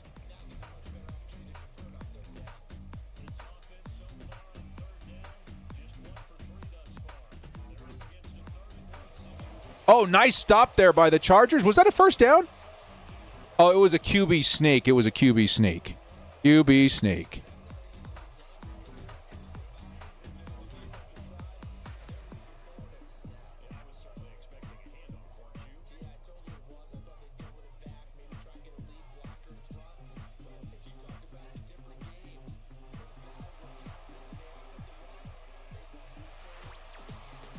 There's a catch there. Dude, here come the Buccaneers, man. Doesn't roll over and add to the cap. The cap is the cap. Yeah, sorry. No, the cap is the cap, but the Chargers' actual money situation will improve if they have money left over to spend next year. So, like, if the cap does go up next year, this money gets added to it so long as it doesn't exceed it, right? I don't know how that would work because I've never seen a team have so much money that they have more than the cap is allowed, but there's a certain percentage that a team's supposed to spend every year. And if, let's say, the Chargers end the year with, let's say, conservatively, like $20 million, right? That $20 million gets added to the money they're allowed to spend next season because it's not tied up in contracts now. So contracts, future contracts, dictate the money that you have to spend available within the limits of the cap. And then next year, if you have money left over, it gets added to what would be allowed within that cap space.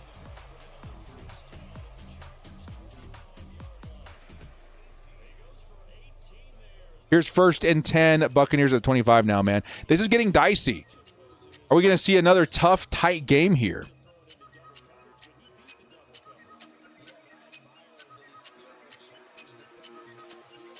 First and 10. Here's the run. Bucky Irving picks up a solid 4.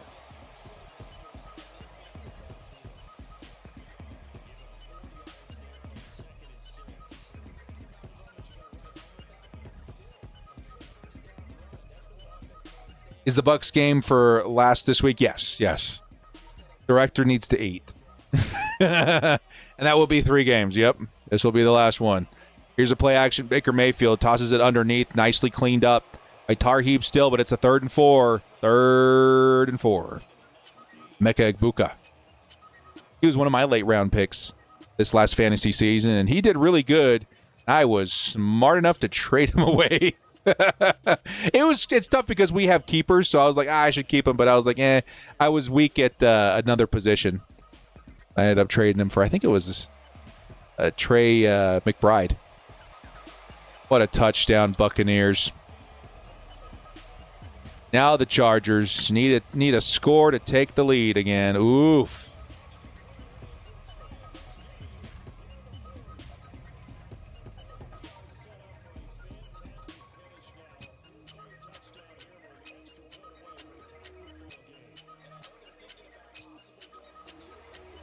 I think we all understand what we're talking about, though, dude. I think, you don't get to increase the total number of the cap, but the money that you have this year in next season isn't being spent by new contracts because you didn't sign people. Therefore, that money is still available, to sign new players. But yes, technically you are correct. It doesn't get added to the cap, even though it kind of feels like it does.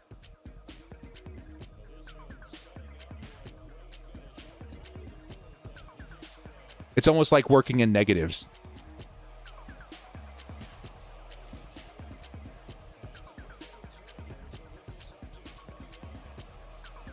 All right, Chargers, 1st and 10, 3 minutes, 38 seconds left. Oh, I found it here. Franchises are required to spend at least 89% of the salary cap over any given 4-year period. So there you go. I don't know where the 4 year starts or ends, but I was sitting here, it's like they have to spend a certain amount of it. And the Chargers still have a huge chunk left over that should roll over the next season.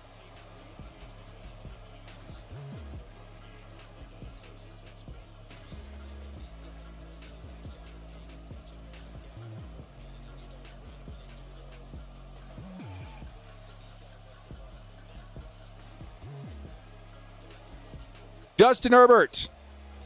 First throw is a catch. Nearly a first down. Oh, excuse me, I missed the first one. Now it's a 3rd and inches, the 38-yard line.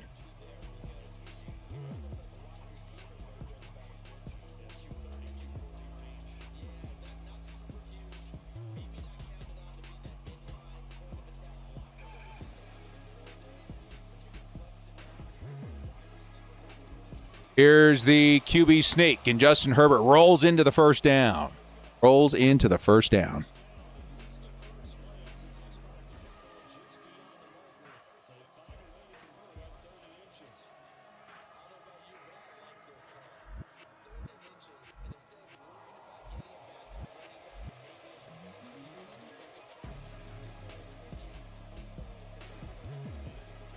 Herbert with a little I was in. Now we got 2 minutes, dude. So Chargers at this point, you're probably looking to run the football a little bit, get into field goal range, and hit the 3 to win. Cameron Dicker's been busy this episode. Justin Herbert over the middle, and it's incomplete, looking for Gadsden.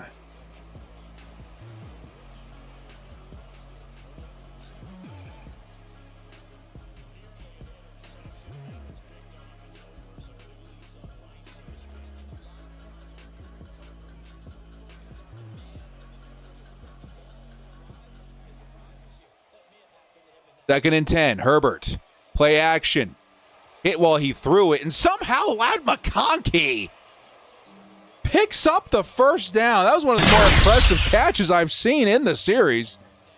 What a catch through contact, and then extending the arm for the first down. Let's go, Ladd. Lightning Ladd. Let's take a look at that replay, man. Oh, it's not going to show it. We all saw it. We were all there, and it was very cool. Herbert. Oh, a drop by Quentin Johnston. Going to force a 2nd and 10, but we are at the 50-yard line, man. A handful more yards, and the Chargers get a shot at a Cameron Dicker field goal.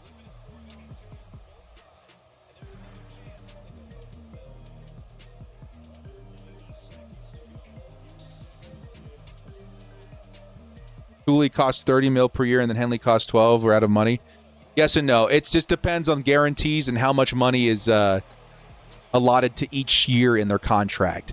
A lot of the times, like let's say the contract is signed for 2026, a lot of the times, even some of the money owed this year is spread into future seasons on an extension. But I would say about 99% of the time a contract is structured in the favor of the team, where they will either backload it or front load it in a way that they can cut them with minimal dead cap penalties if they can help it. Was that a Quentin Johnston first down? Let's go. That is a Quentin Johnston making up for the drop play right there.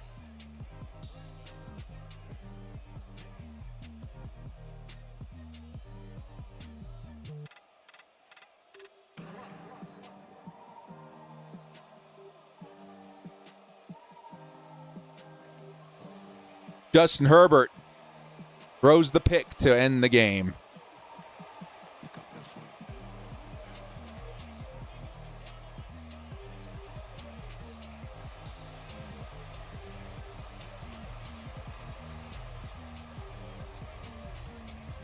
Such is Madden.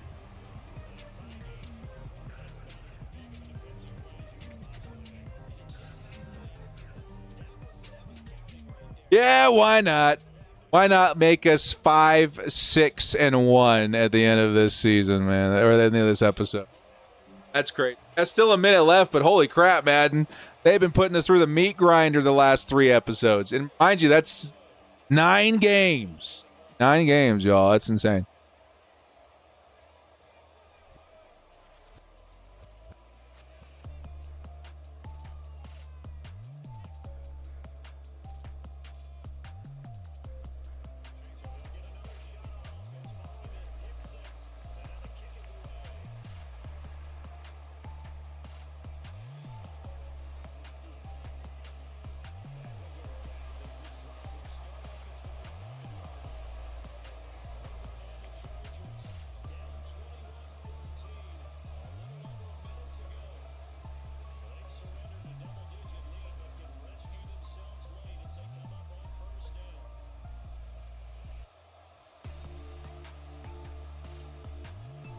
Yeah, I don't know what happened. The first half was awesome. We'll see if Justin Herbert and the Chargers can come back and score within a minute and put us into another overtime situation. But tired, boss. I'm tired. I'm hungry.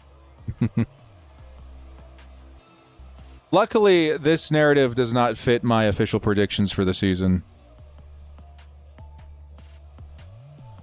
Although people were mad that I had the Chargers, I think 5-4 coming out of the Gauntlet, which was considerably good, with our schedule. Nice catch and run by Ladd. But we're running out of time now, under a minute. I'm tired, Grandpa. That's one of the most quoted things in my friend group.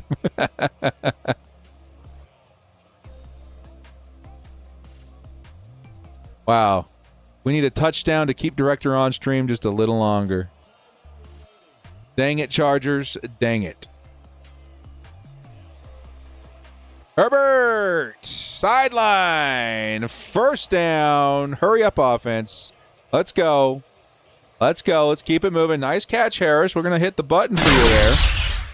But, we're at the 28-yard line with under 45 to play. It's time to go. It's time to go. Move it. Move it. Clock under 30. Justin Herbert fires underneath. Get out of bounds, Njoku. He does. 25 seconds left with a first down. David Njoku. His first catch of the game, I believe. First and 10, 17 yards to score and get us into overtime.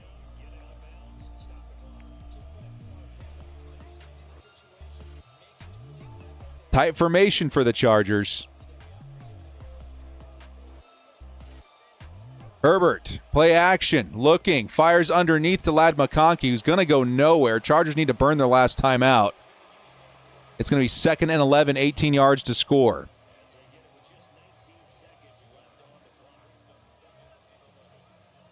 $18 yards to score. Keep this game a little longer. 19 seconds left to do it.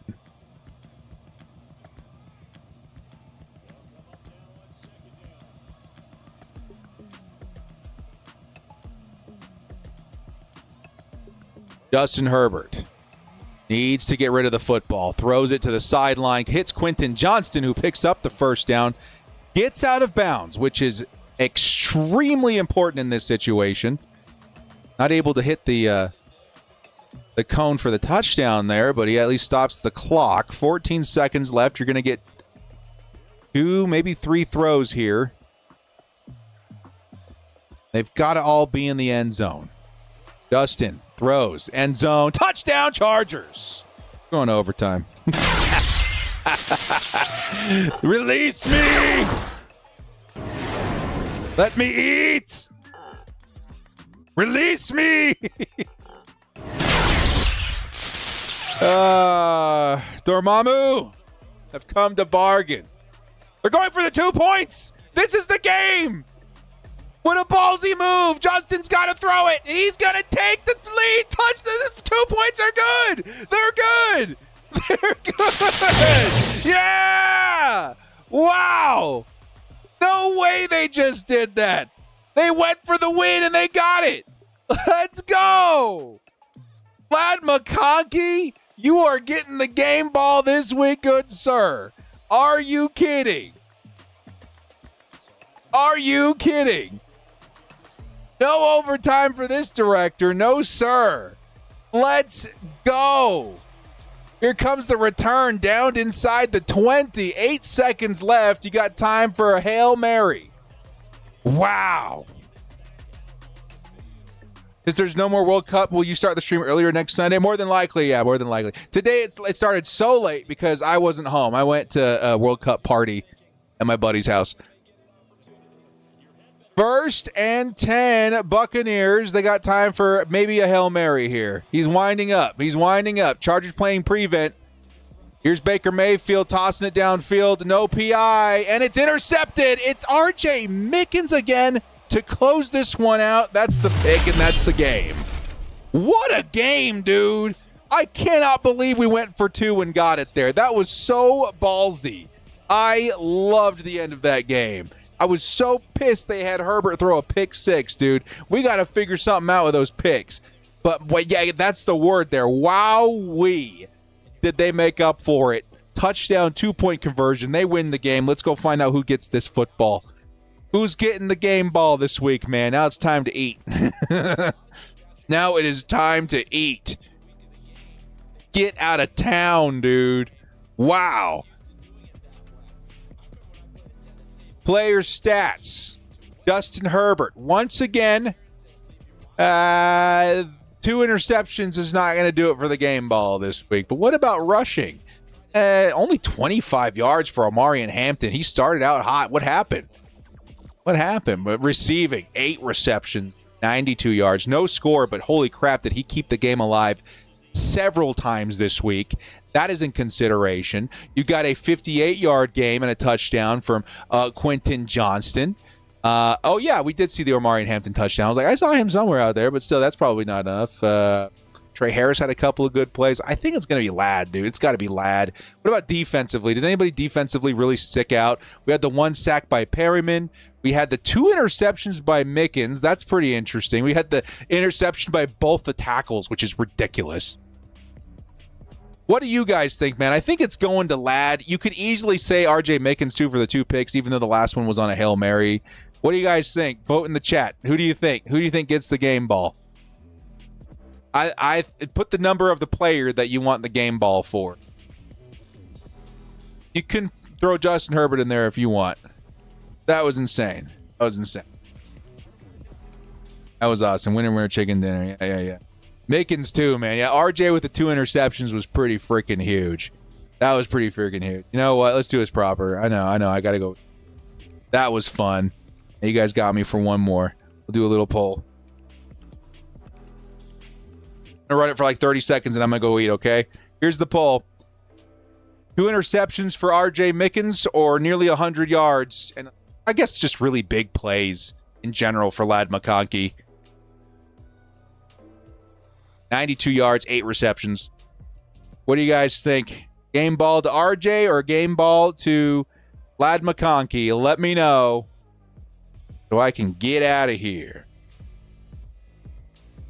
Gonna close it in 10, 9, 8, 7, 6, 5, 4, 3, 2, 1. And we are ending the poll. And R.J. Mickens is gonna get the game ball this week with 2 interceptions. One of them definitely huge to win this game. And to close out the game too, very appropriate. Yeah, man, it was a good one. Well, this for once in a hot minute, a fun episode of Sim Sundays. We are 2-0-1 in today's episode, which I'll definitely take after that long gauntlet, man. So the Chargers now officially, after episode 4, are going to be 6-5-1, right? Which is crazy, but 6-5-1, I guess we'll take. Next week, we're opening at Vegas, then versus San Francisco and at Miami. So, good chance, hopefully, to go 3-0 there. I'm hoping we get to double-digit wins again this season, man. It's definitely possible. The tie is going to make things interesting down the road, but hey, I'll take that over the loss, I suppose. Well, guys, thank you so much for joining me. This has been The Director. I'm going to go eat. You guys have a good night, and I will see you tomorrow on our video and our shorts, and then next week live for episode 5 of Sim Sundays. Remember, only 2 episodes left until I think the preseason starts, which is pretty fantastic. We'll see you guys then, man. Big love.